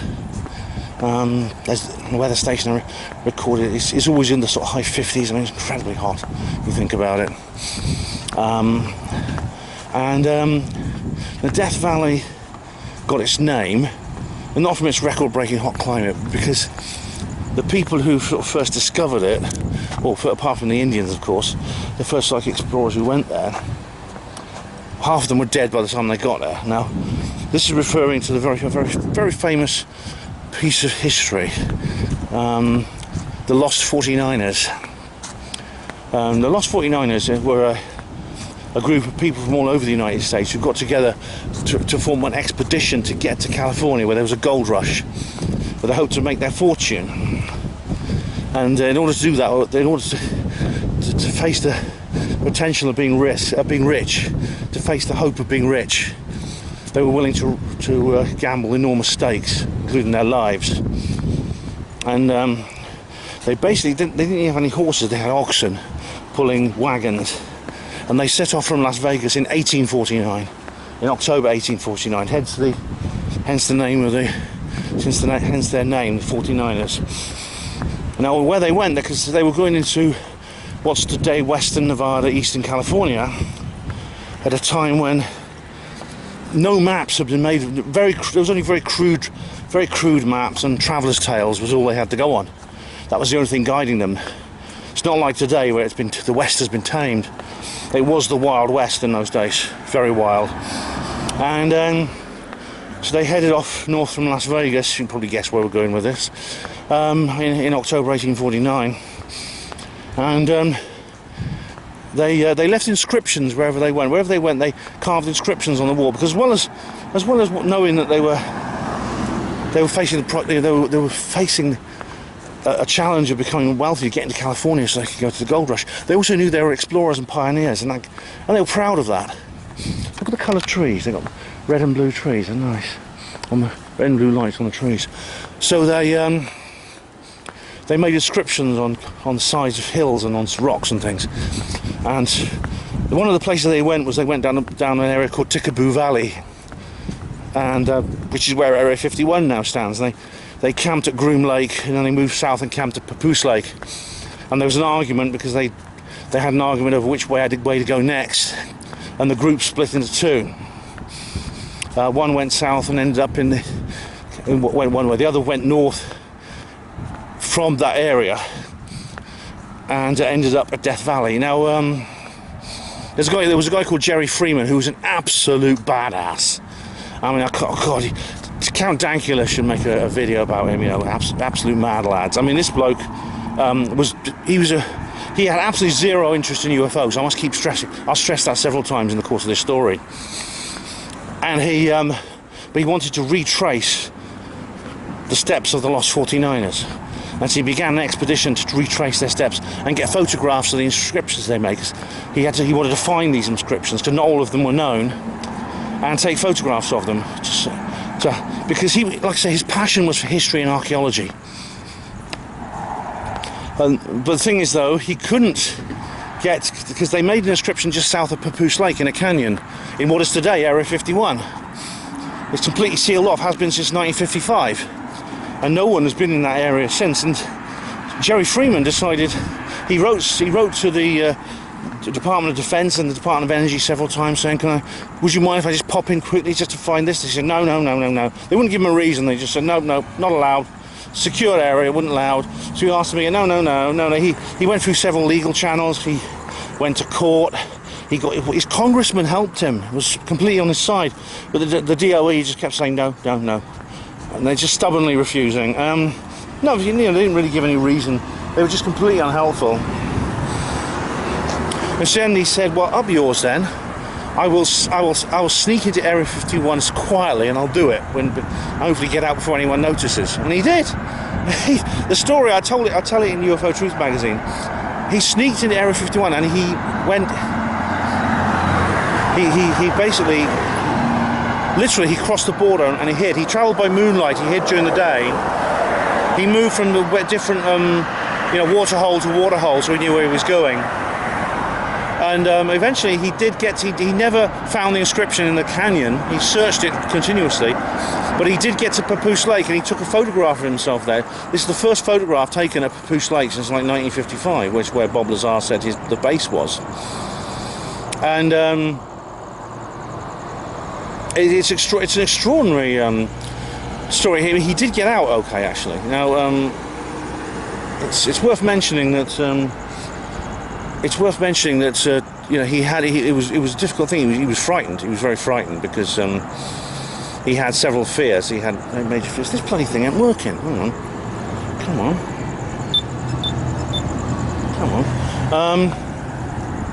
Obviously, one of the fears was being caught. If the camo dudes got him, I mean, legally they can shoot you. So he was also scared of running out of water, in which case, you know, his chances weren't good if he ran out of water. He almost did at one point, and he was very thirsty. Also, he was concerned about being poisoned by radiation from the nuclear test sites that happened nearby. And but he did it. He got in. He got out. What's weird is that when he camped overnight at Poolside, he's waiting for the moon to rise so he could move. He heard strange noises and lights coming from the area of the lake where there's supposedly no facilities, and pretty much what Bob Lazar describes. Now that's odd because, which I think is very odd because when's these lights going to change? I think these lights are buggered. I have to walk along here. They're not bloody working. And so this is a guy with no interest in UFOs at all, and he discovered, you know, evidence of. He discovered strange noises and lights coming from Papoose Lake. I think I have to use a different crossing. This one's not working. I think that's a remarkable. I mean, it amazes me that, you know, skeptics like alien scientists have used. Oh, it's fucking useless. I'm going this way. There's another crossing up here. Skeptics like alien scientists have actually used the story of Jerry Freeman as evidence, believe it or not, that there were that Bob Lazar's story is not true. It makes weird.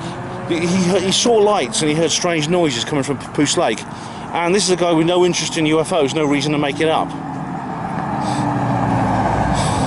It's an extraordinary tale, but that happened near here. I mean, I won't be able to visit the location, but it happened quite close to where I am now, maybe a couple of 100 miles away, close by American standards. But you know, the weather's hot here, but it's hotter in Death Valley. The sun is up, the sky is riz. I wonder where the boidies is. The bird's on the wing. No, that's absurd. The wing's on the boid. Welcome, everyone. Oh dear, was it not a good start? Yeah, I'm just come out. It's like it's about 6 in the morning. Finally, I've had a good night's sleep. Oh yeah, God, I needed that. I needed it so badly. And now I need a razor so I can shave. There's no one at reception. I was going to ask where I can buy one. There is a shop called. There is looks like a supermarket. One's got a picture of a supermarket trolley on the map. And it's, I told you about this, isn't it? It's somewhere in that direction, but it's a good half-hour's walk. And this is the only time of the day when it's really comfortable enough in terms of weather to do it. It's actually reasonably. It's like a. It's the moment. It's kind of like a early summer's morning here in England at the moment. That's about. I think that is about as cool as it gets here. Anyway, it's June the 1st, 2024, and so I'm away for St. Theo's Day. That doesn't often happen, but is this time, and I think it's going to be the hottest St. Theo's Day I've ever experienced. I think the one in 2021 when I was sort of like I went to the Warnford Meadow and it was like really roasting. If you remember that one, that's the hottest one I've had so far. But this will no doubt beat that record by a long margin. Yeah, but it's one of those picturesque St. Theo's Days I've ever experienced, with those mountains in the distance and the palm trees. It's a beautiful location. But either way, St. Theo's Day is St. Theo's Day. I would like to wish all my extremely proud and dignified brother porters and sister porters a very, very happy St. Theo's Day. Hospital porters, pride and dignity. And anyone else watching as well, I also wish you a very happy St. Theo's Day. And Well, I hope you enjoy this. This is the start of a new hospital portering year, and I hope you have a good one. And now I'm going to do some editing, and then get up for breakfast. I never saw Colin and Mark last night. I just went straight into my room, straight into bed, man. I was knackered. But hopefully I'll be able to get more out of today's event, because I won't be dropping off so much in the bloody auditorium. I must have missed about 3/4 of Michael Schratt's talk. Anyway, guys, it's not really quite busy here on Highway 111. So I think Indian Wells is also a city that never sleeps, like New York. All right, guys. Well, what I'm going to do now, it's now Saturday morning, St. Theo's Day. I'm going to go through some of the speakers. I didn't get a chance to do that yesterday for yesterday's speakers, but this is basically for now. Sorry, for Thursday's speakers. So this is now my review of Thursday's and yesterday Friday's speakers. The first one was Paul Hynek, son of J. Allen Hynek, and now he said an awful lot of things. He says He said his father said Richard Feynman said there were two kinds of people: those who are okay and not okay with questions they can't answer. And he said there's no doubt UFOs exist, but what are they? And this was a very interactive talk, I must say. He used the term meta-terrestrial. I've never heard that term before, meta-terrestrial. Excuse me, yes, that is Jameson's. I know it's the morning, but there you go. I've got no tea, so whiskey's the next best thing. I didn't know this, but his brother Joel does special effects in cinemas. I mean, I knew he did. Well, I knew he did special effects, but I didn't know this. But he invented some of the special effects for The Matrix. The movie The Matrix had unique, groundbreaking special effects, and apparently Joel Hynek, or whatever his surname is, did them. His brother Joel looks a lot older than Paul. Paul, I'd say, is in his 50s, and Joel is easily 70.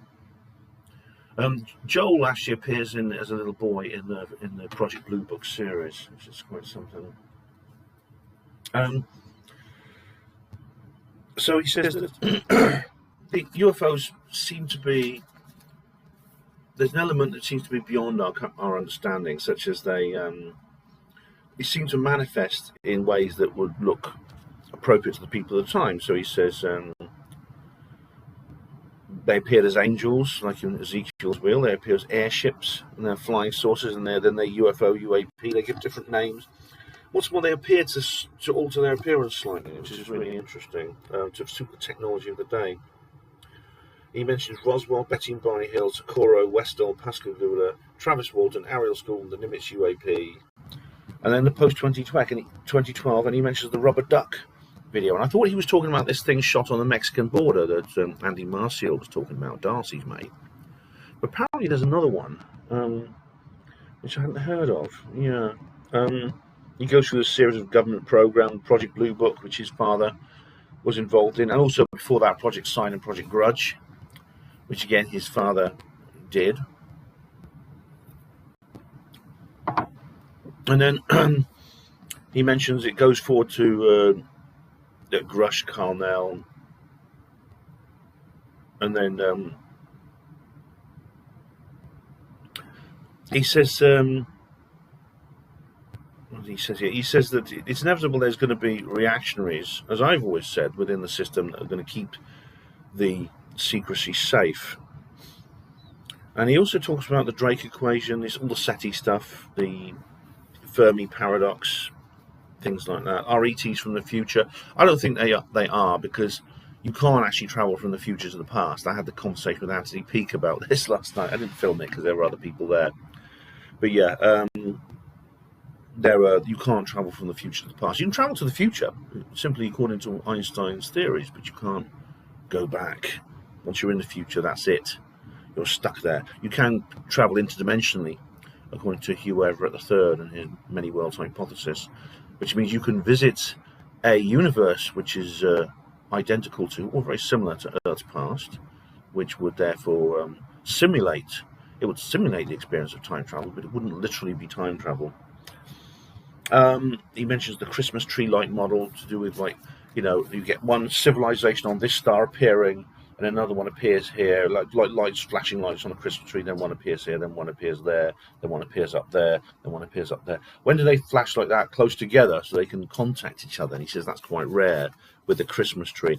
The problem is that that's all nonsense. I mean, the Fermi's paradox is not really a paradox, because Fermi said, well, why aren't they here yet if there's so many aliens out there? The thing is, they are. That's the point. They are here.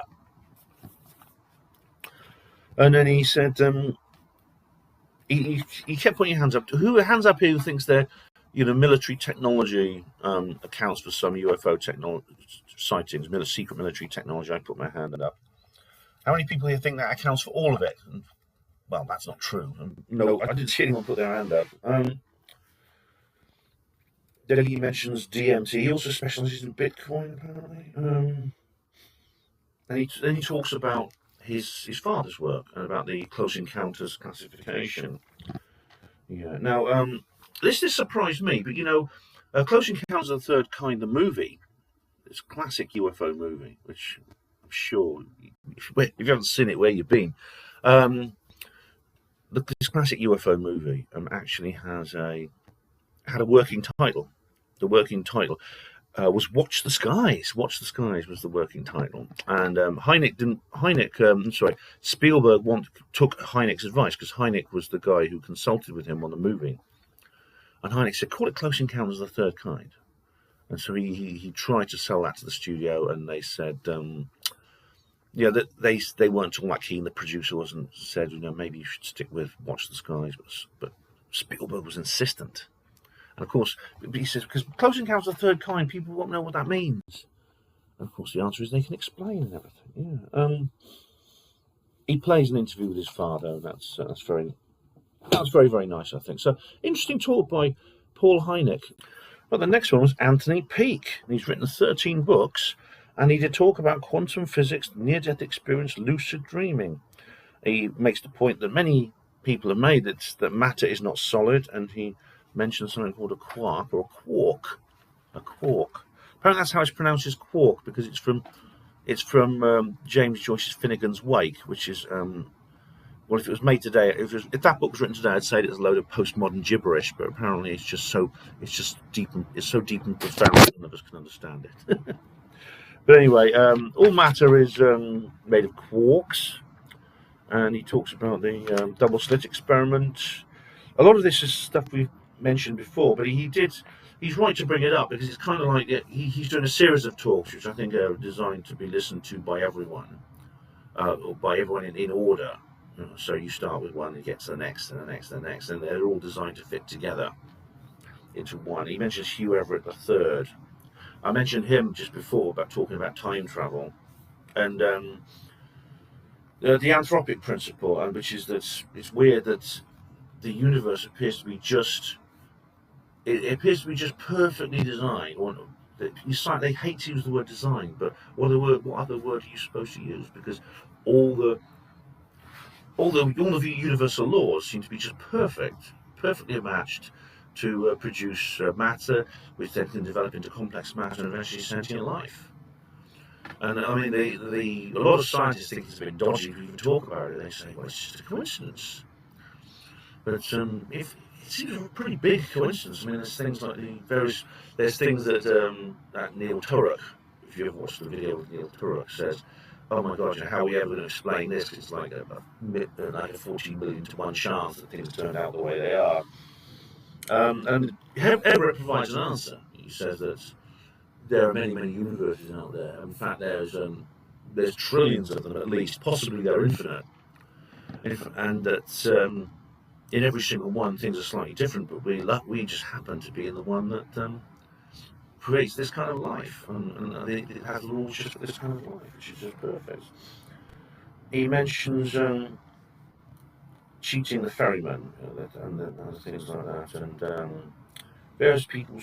He mentions a number of people I've got to look up, like Tegmark, someone called Tegmark, and Carl Pribham, and he mentions David Bohm, of course, he's already brought up David Bohm, because David Bohm was the guy who came up with the idea of the hologram, and this is where Anthony gets his notion of the Bohmian IMAX, and he knows someone. Apparently, he knows a young woman who's autistic and has perfect memory. She can literally remember everything, all her dreams, everything that's happened.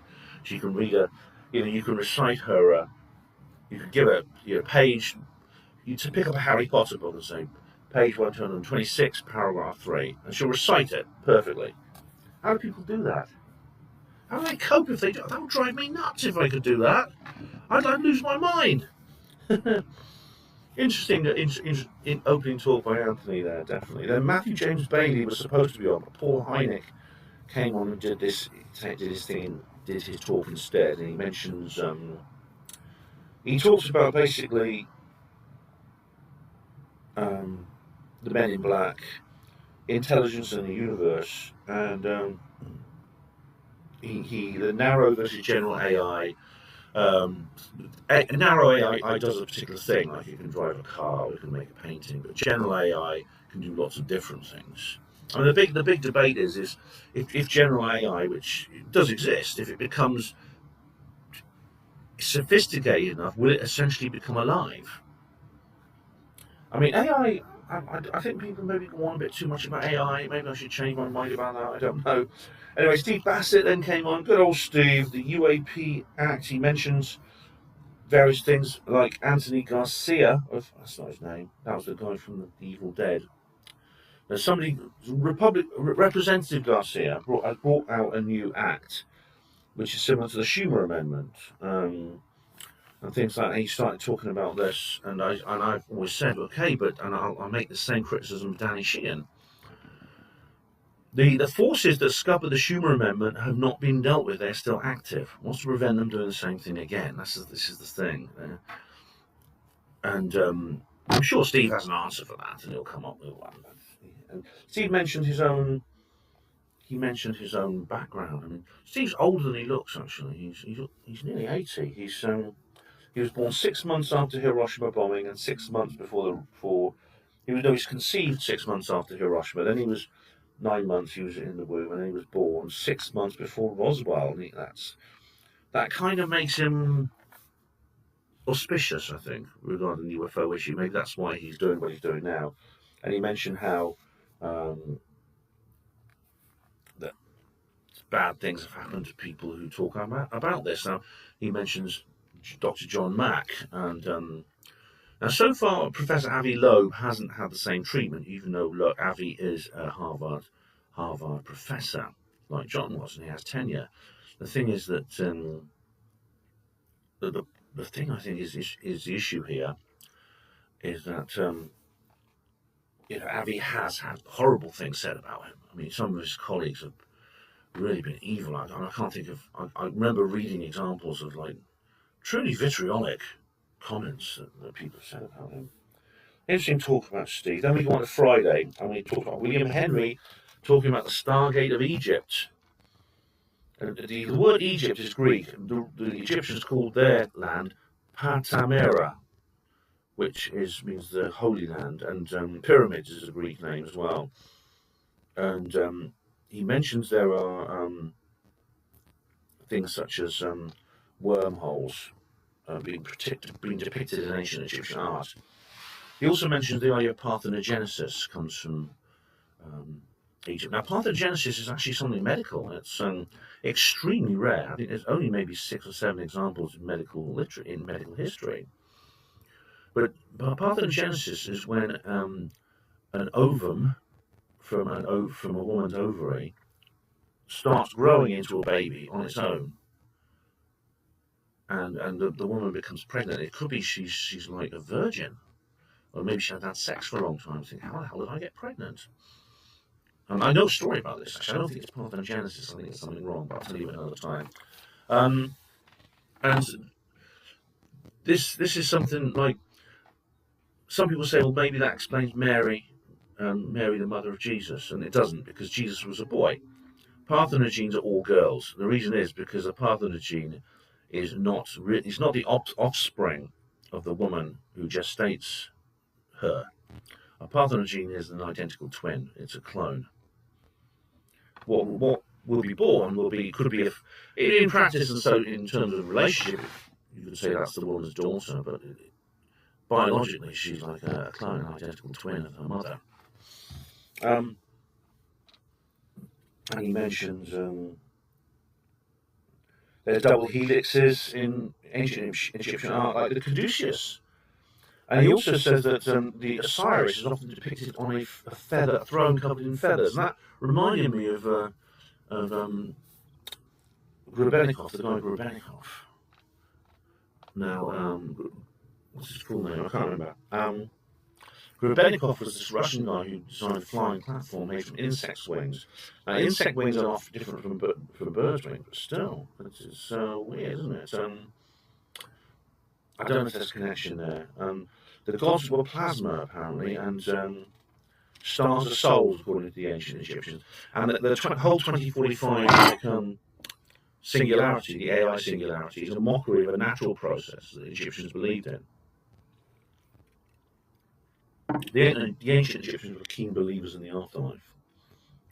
And he says that Coptic was the original Christianity. And funny enough, there's a picture of Jesus from a Coptic church that looked in Egypt, which is designed exactly to look like Osiris in this sort of cloud. Copticism is an Egyptian form of Christianity. And he says that the warp bubble of the Miguel Alcubierre drive is very, very... So it's Victor Grebennikov. I hate it when I can't think of names. And then we come on to Danny Sheehan. Danny acted for Dr. John Mack and Dr. Greer. Now this is where it gets bad, because you see Greer has been very nasty to Danny Sheehan because well in this movie he made, this documentary he made, he issues a veiled threat at Danny Sheehan and says basically, you're supporting Lou Elizondo, therefore you're out to, if you do that, then his royal greenness, his holy muscliness will turn his back away from you.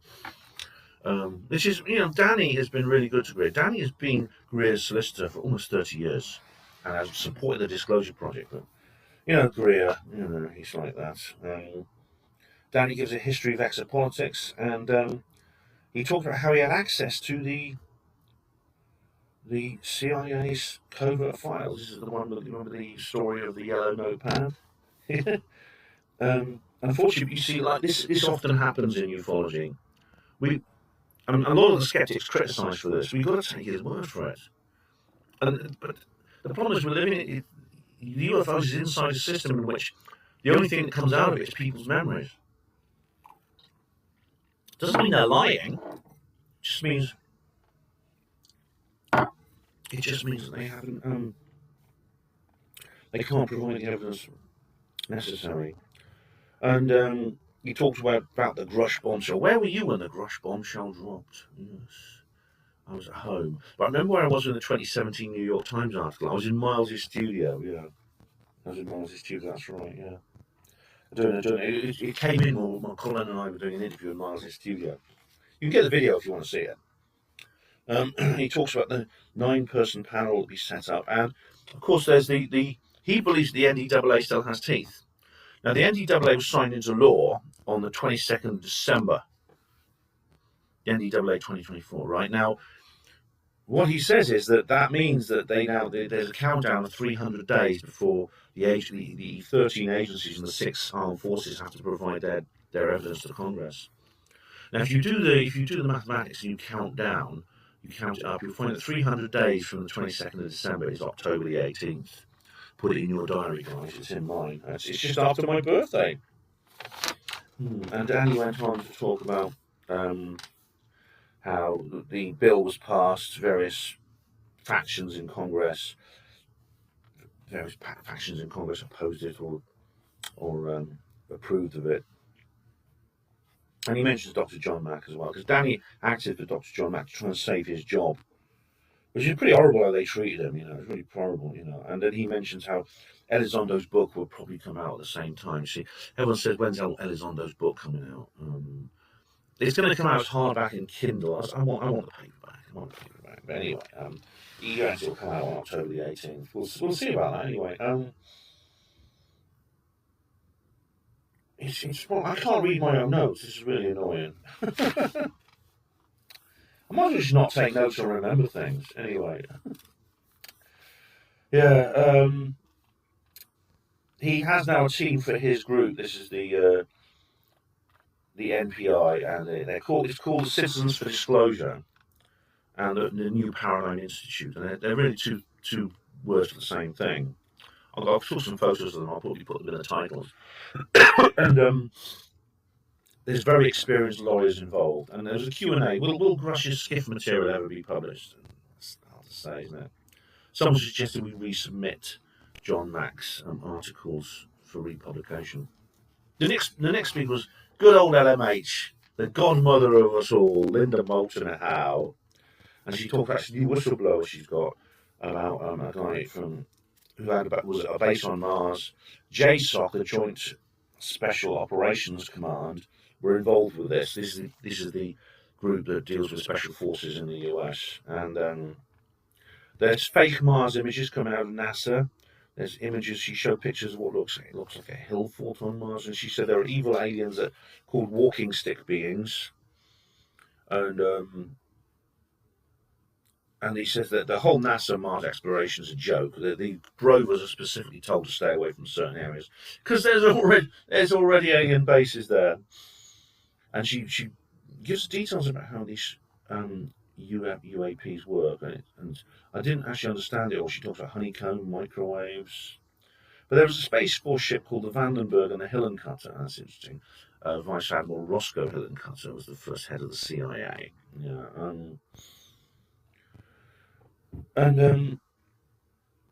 She talks about someone mentioned in the Q&A that it's in a triangle at a music festival,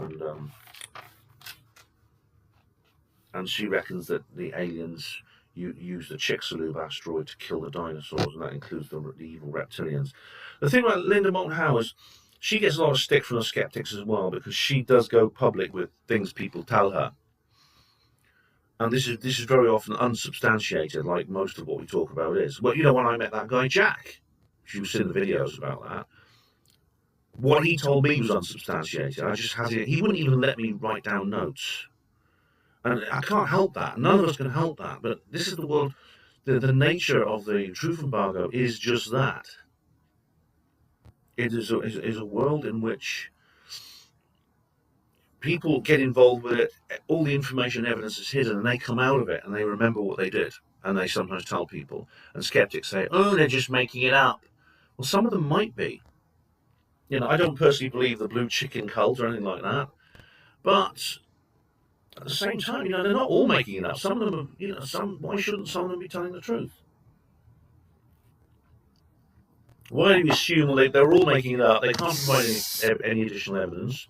Therefore, we shouldn't believe them. That sounds unfair to me. Okay, the next speaker, Anthony Peake.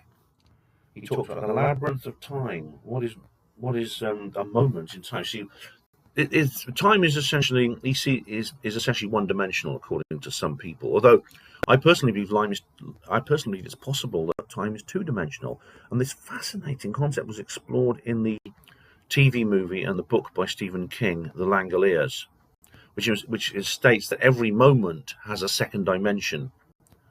It is created and then destroyed. Every single moment is created and then destroyed. Fascinating idea. And he mentions what he calls it subjective time. I call it notional time.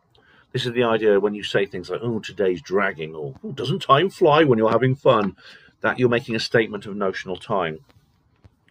And he talks about the paradox of past time travel. I mentioned that before. I got to talk to him about it. And he then talks about, what's this? He says that he talks about the eternal return. So if you wait enough time, maybe 10 to the power of 10 to the power of 10 years, like Henri Poincaré said, eventually every single particle will be back in its original place, and then time will essentially begin again. That only works in a steady state universe. We appear to have a more dynamic universe that expands by universal inflation and things like that.